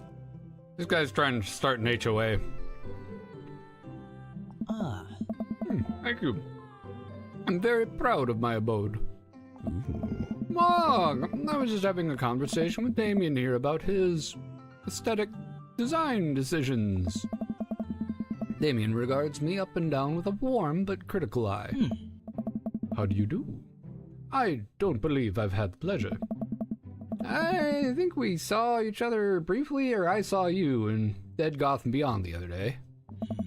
Damien's face turns bright red. I must apologize for my behavior on that day. You see, I take goth lifestyle very seriously, and to be caught in a ruse by such a corporation as Dead Gotham Beyond was profoundly frustrating indeed. I hope you know that while my anger may have been justified, it was no such way for a gentleman to act. It's okay, man. It's fine. Do tell me about yourself. Are you new to the area?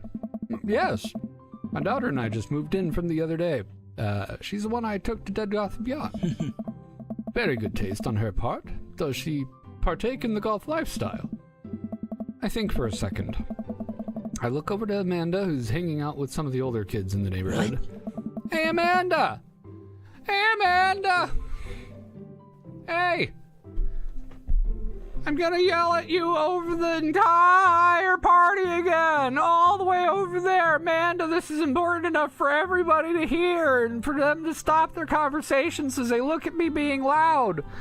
Would you consider yourself goth? No particular reason. I'm just standing by the youth pastor and the vampires looking dude.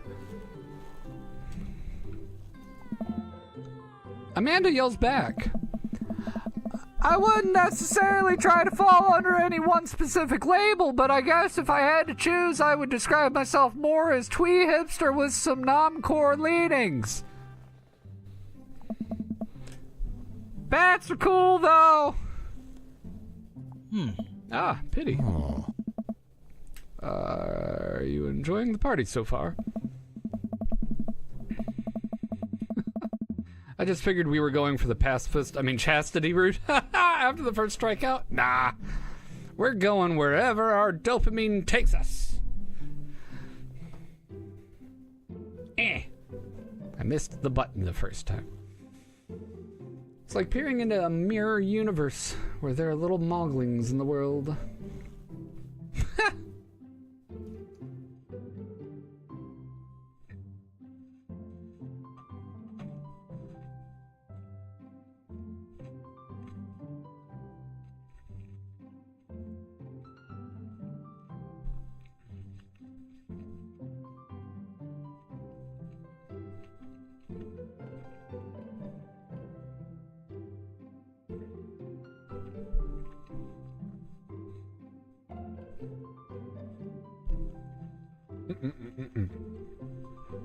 Okay.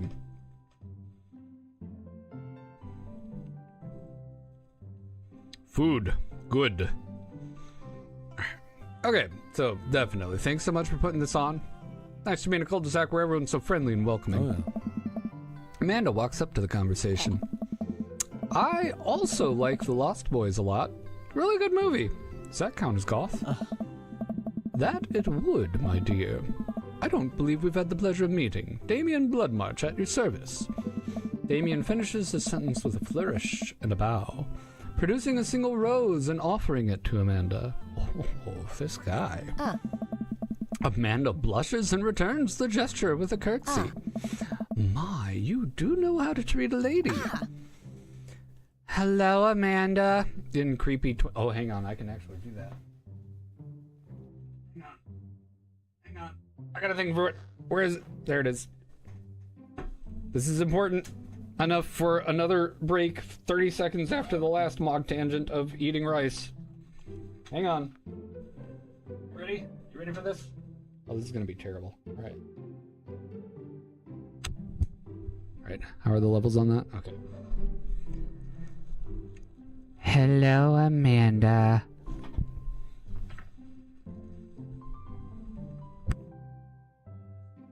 I'm just assuming that doubled it. I don't actually know how it sounded, but anyway. Seemingly out of nowhere, Joseph's twin kids appear.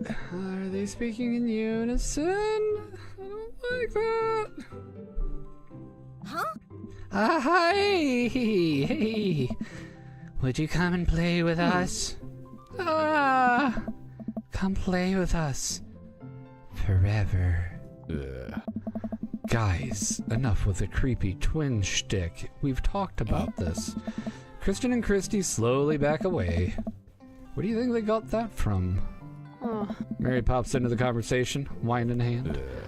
I don't know.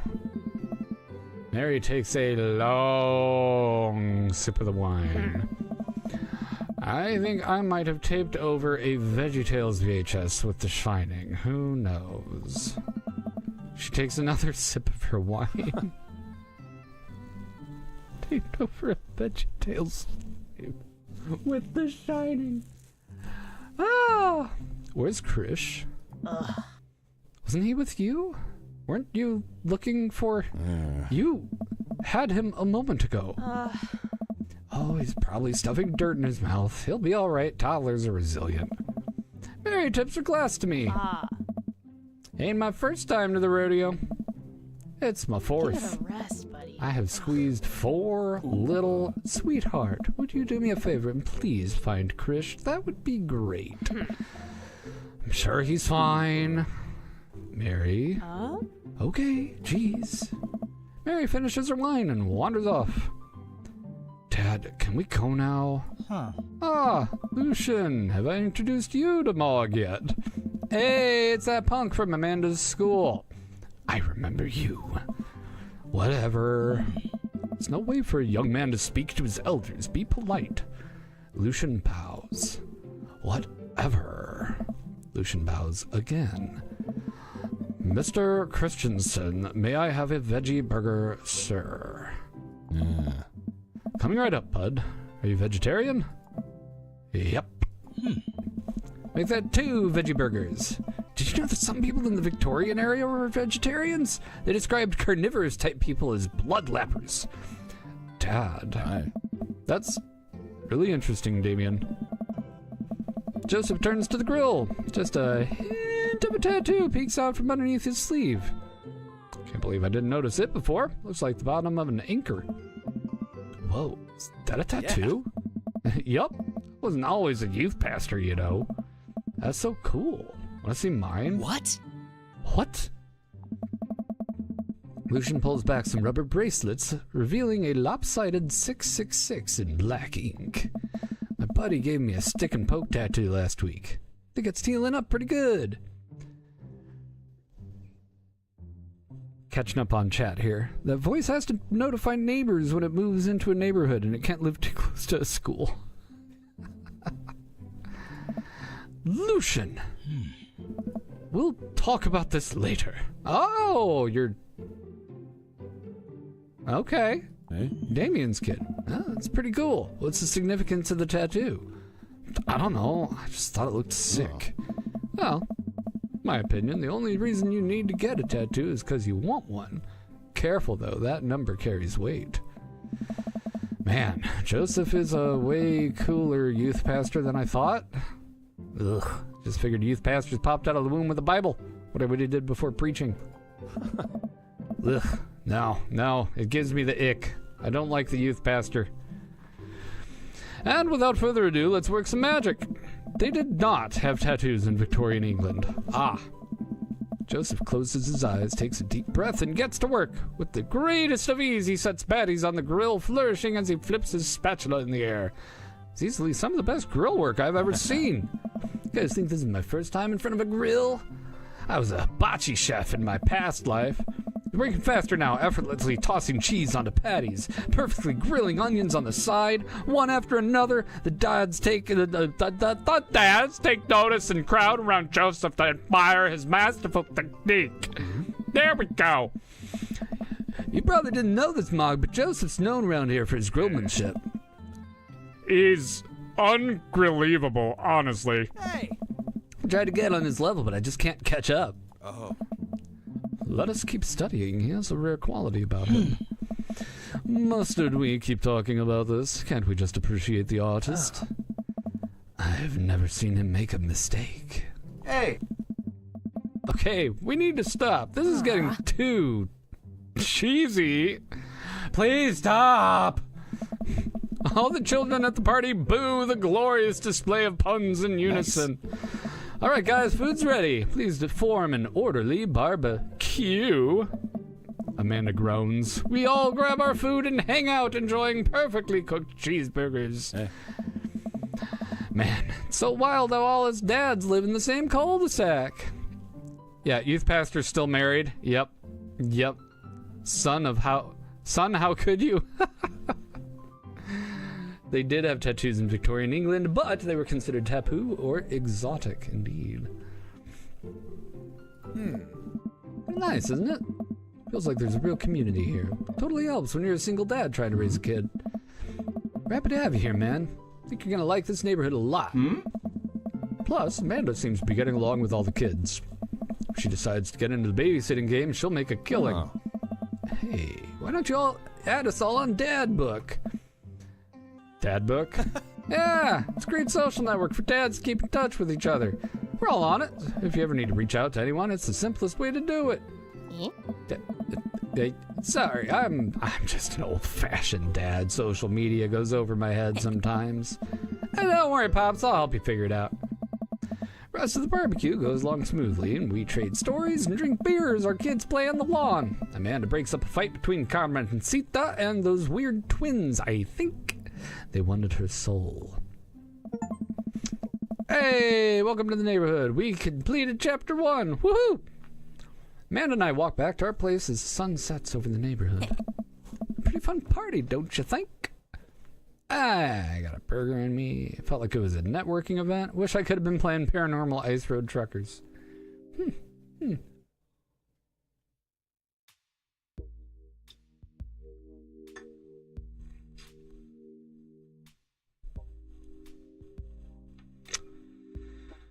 Oh. I mean, I really kind of felt like I was in a networking event, but it was fine. I got a burger in me. I don't want to be whiny. Playing truckers. You Daisy seemed like you were having a way better time than I was. Hey! Because we were. Well, hey, at least you met some other cool dads. Hey, there are cool dads. She said there are cool dads. And other implies that I am one of the cool dads. Should have him up on Dad Book. Well, maybe I will. If I ever figure out how social media works. Don't do it! Don't do it, buddy! I have a good feeling about this place. You too, Dad.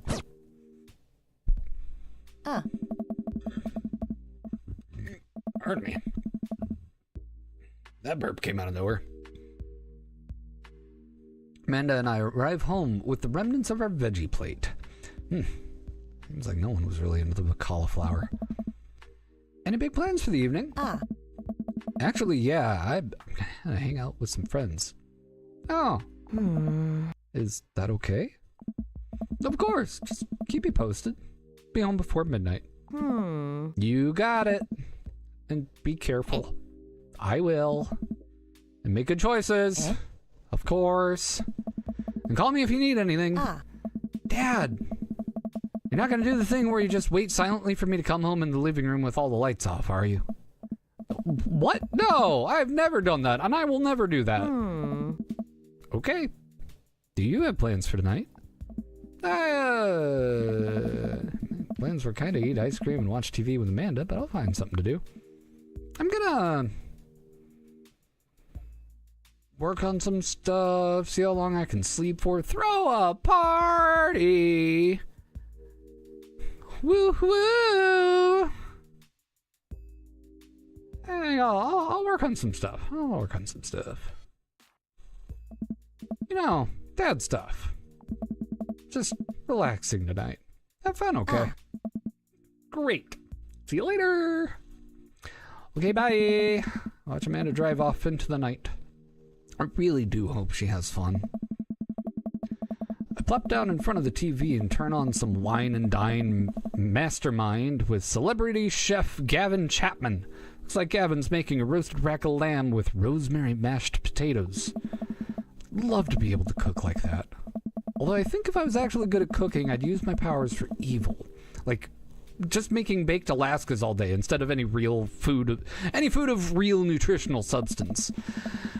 Man, Gavin Chapman just caught that thing on fire, but he meant to do it. What a professional. I lose track of time as I blaze through several episodes of Wine and Dine Mastermind and one episode of some cooking show called Meat Hell. I'm not even sure what that one was about. It was just a lot of yelling. I glance at my watch. Man, it's almost midnight. I should check in with Amanda. I sent a text. Hey, kiddo, you good? Hey, whoa. Something happened. I wander to the kitchen while I wait for a reply. Amanda's phone is almost always in her hand, so I'm sure she'll respond soon. Unless she's driving home right now. In which case, I hope she doesn't respond soon, because I definitely taught her better about texting and driving. I reach into the freezer, grab an ice cream sandwich. It's a little late for this, but I earned it after a long day of socializing. Check my watch again, and then my phone. Nothing yet. Now I'm worried. Do I call her? Do I call the cops? No, it's too soon for that. I'll send her a gentle reminder text. Hey, what's up? Half an hour passes. Now I'm really worried. The episodes of Gavin Chapman's Meat Hell are not only not assuaging my anxiety, but possibly exacerbating it with all the yelling. So I keep pacing around the house waiting for her to come back. Why didn't I find out where she was going? Who is she even with? Why don't I know any of her friends' phone numbers? Why don't I even know any of her friends' full names? Who is Emma P? I decide to send her another text. Amanda, please text me and let me know that you're okay. I can't help but think of all the awful things that could have happened to her. Oh, thank God it's her. Amanda opens the door and shuffles in. Finally, she's back home. I'm glad she's okay. What's up? Sweetie, thank God you're safe. Yep. But now that I know she's okay, I'm really bad. Why didn't you answer my texts? Amanda pulls out her phone out of her pocket. Oh, oops, guess I didn't see those. She starts to walk to her room. Amanda Ann! Whoa, we're pulling out the middle name now. Amanda, you came home an hour and a half after your curfew and you didn't respond to any of my texts. You really freaked me out. I was about to call the cops. Dad, you're seriously overreacting.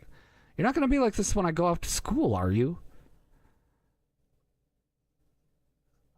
No. I do have a right to be concerned. I'm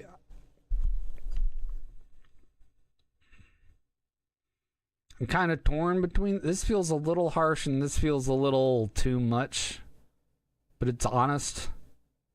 I have a right to be concerned, or I was scared. Scared? Scared. You weren't responding, and it was just like when your dad... I have to stop myself from tearing up. Dad. Oh, I didn't mean to. I sit down on the couch and put my head in my hands. I feel very tired all of a sudden. You really scared me. Just, please, don't do that again. All right. I'm gonna go to bed now. Ugh. Amanda closes the door to her room and I head to mine. Jeez. As I'm falling asleep, one thing she said keeps echoing in my mind. You're not gonna be like this when I go off to school, are you? I definitely didn't sleep well last night. I brewed some strong coffee, make some scrambled eggs for Amanda as a peace offering. She eventually wanders into the kitchen. Hey, I thought about what you said last night. I should have texted you. I said I was gonna do it, and I didn't. I honestly just didn't even think about it. I'm really sorry, Pops. I won't do it again. Well, I'm sorry for freaking out on you. Yeah, I'm sorry for freaking out on you. You're an adult now. I shouldn't have gotten so worked up. Team to Cupid. Team to Cupid. Amanda gives me a hug. Want some eggs? You know it. Sprinkle cheese on them. Already did. Bless you. Amanda scarfs down the eggs in the time it takes me to wash the pan. Alright, I'm off to school. Smell you later. Hey, wait. One more thing before you go. What's that? What's Dad Book? Hey, parallel wave function. Thank you for the hydrate. Excellent point.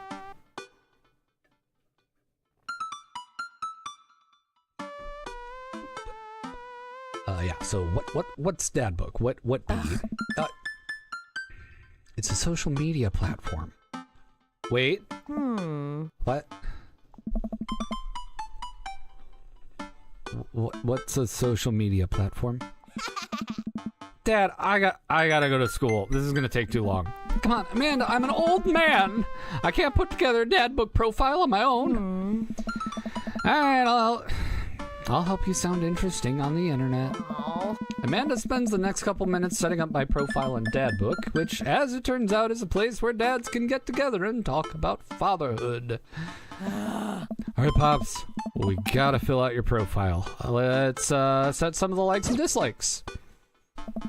Oh, on a Friday night, are you most likely to polish and sort my coin collection?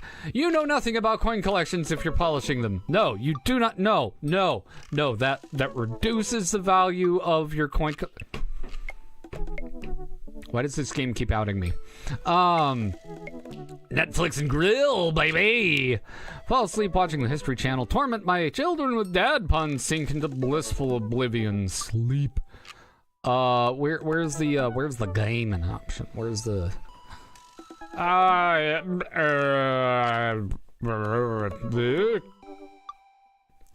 What do we think, chat? Friday, probably sink into blissful oblivion. Get some rest. Yeah, kind of leaning that way. Do that. If you had one thing to take with you onto a desert island, what would it be? My trusty grill. The Lost Shaker Assault. I got that reference. Castaway on DVD for instructional purposes. A boat, obviously. I don't need anything. My survival skills have trained me for this day. I mean,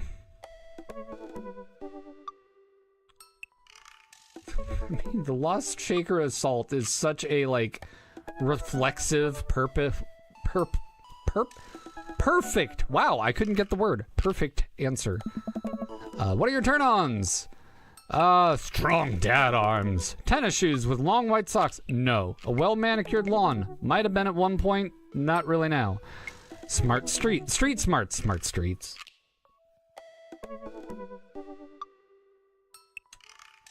Top-tier grillmanship. Comfortable with crying. Oh.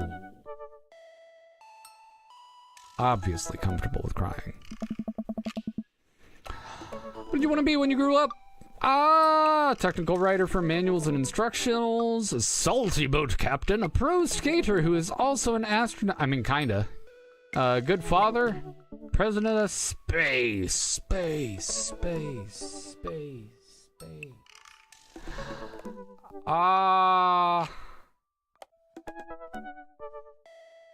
I wanted to be a lot of things. So I think pro skater is also an astronaut. Yeah. I went through a skateboarding phase. I was going for it. Badly. What's your favorite movie genre? War documentaries. Sean Connery's entire filmography. Anything on Laserdisc. Hell yeah. Romantic comedies. Whatever will make me cry. Old comedies that haven't aged well. Eek. Well, of these options, probably rom-coms? Rom-coms. I don't know if I'm answering for the character or for me. So, it's a little bit of column A, a little bit of column B, a little bit of column chat. What's your ideal date? Napping together, doing a 1,000-piece puzzle together, eating a healthy dinner at 4 p.m., trying to geocache but getting hopelessly lost, arson, being emotionally vulnerable. Well, you can be emotionally vulnerable while doing a 1,000-piece puzzle together. You know, like, there's so many combinations here, but, oh gosh, if you have to choose just one. Ideal.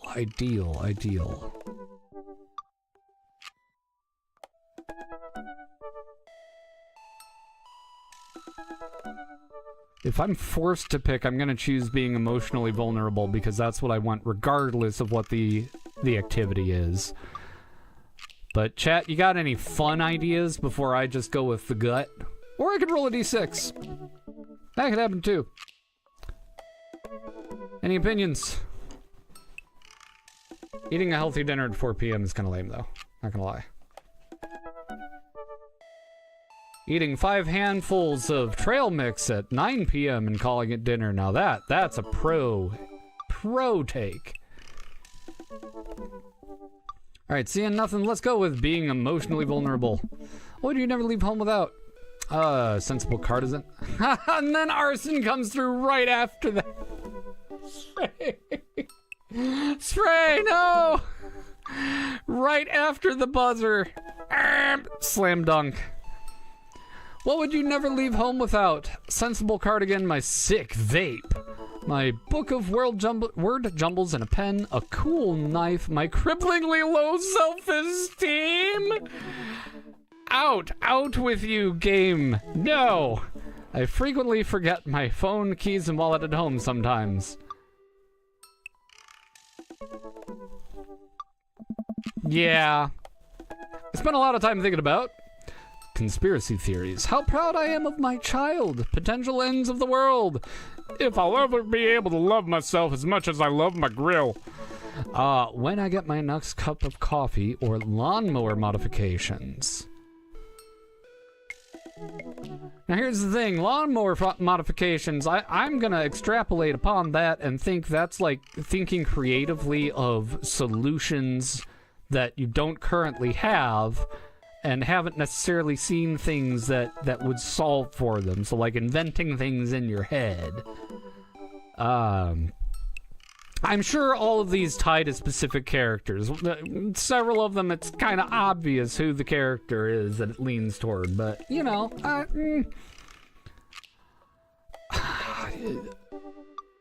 don't know. I think going simple here is nice. Like, when can I get my next cup of coffee? That's just making it to that next cup of joe, the old bean juice. Let's do that. Let's get a bean juice. Profile complete. That wasn't so bad. It was so many questions. It's kind of fun, though. Totally spend all day on here just looking at people's profiles. You should message one of them. Or more than one of them. All these dads seem pretty interesting. Coffee for Matt? Yeah, that's why I pick coffee. Okay, promise I'll make some friends. Amanda gives me a hug. Go get him, Dad. Welcome. You've got dads. You've got dads. Oh, I wonder who this monocled mustachioed stranger could be. Dad Manda. Hello, Mog. It's me, your old friend from way back in the day, Dad Manda. I'm delighted to see you signed up for Dad Book. They've recently added this exciting new messenger service, so you may find yourself receiving messages from other dads, like myself. Take care not to miss them.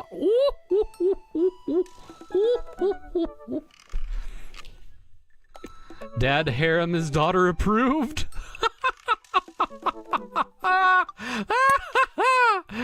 Oh shoot. Oh, that's a lot of dads in one day. That's a lot. I gotta admit, I think I'm about tapped here. I've been having a great time with this though. My goodness. Looking forward to more Dream Daddy next week, that's for sure. And I know Corwin's stream probably isn't quite going yet. It's pretty early for it, but do me a favor. Get yourselves a good break and stretch and walk and whatever it is you need to do if you're queuing in for Corwin Chaos 2 for more Final Fantasy-isms. Oh, thank you for my dad voices. I appreciate that, Corwin. I'm trying. But yeah, soon enough, you destroy the end of Final Fantasy IV. Great soundtrack, that game. Alright, friends. Truly, though, let's, yeah, be good to yourselves. Have a great... One of them was basically Joe from... Yeah, my note I had for him was, oh, he's Crunk, but smart, which is the same voice actor. Yeah. Anyway... Love y'all so very much. Thank you for being here. I think we'll probably pick up more Dream Daddy next Sunday, or we'll do it as a midweek. I haven't really decided yet what I'm doing with it, but if y'all want to see more of it live, we can absolutely do that. If you'd rather see it like recorded and episodic, I'd be interested in doing that too. So let me know in the Discord. And otherwise, see you next Saturday, 9:30 for more Dead Cells. Love y'all. Be good to yourselves. Bye.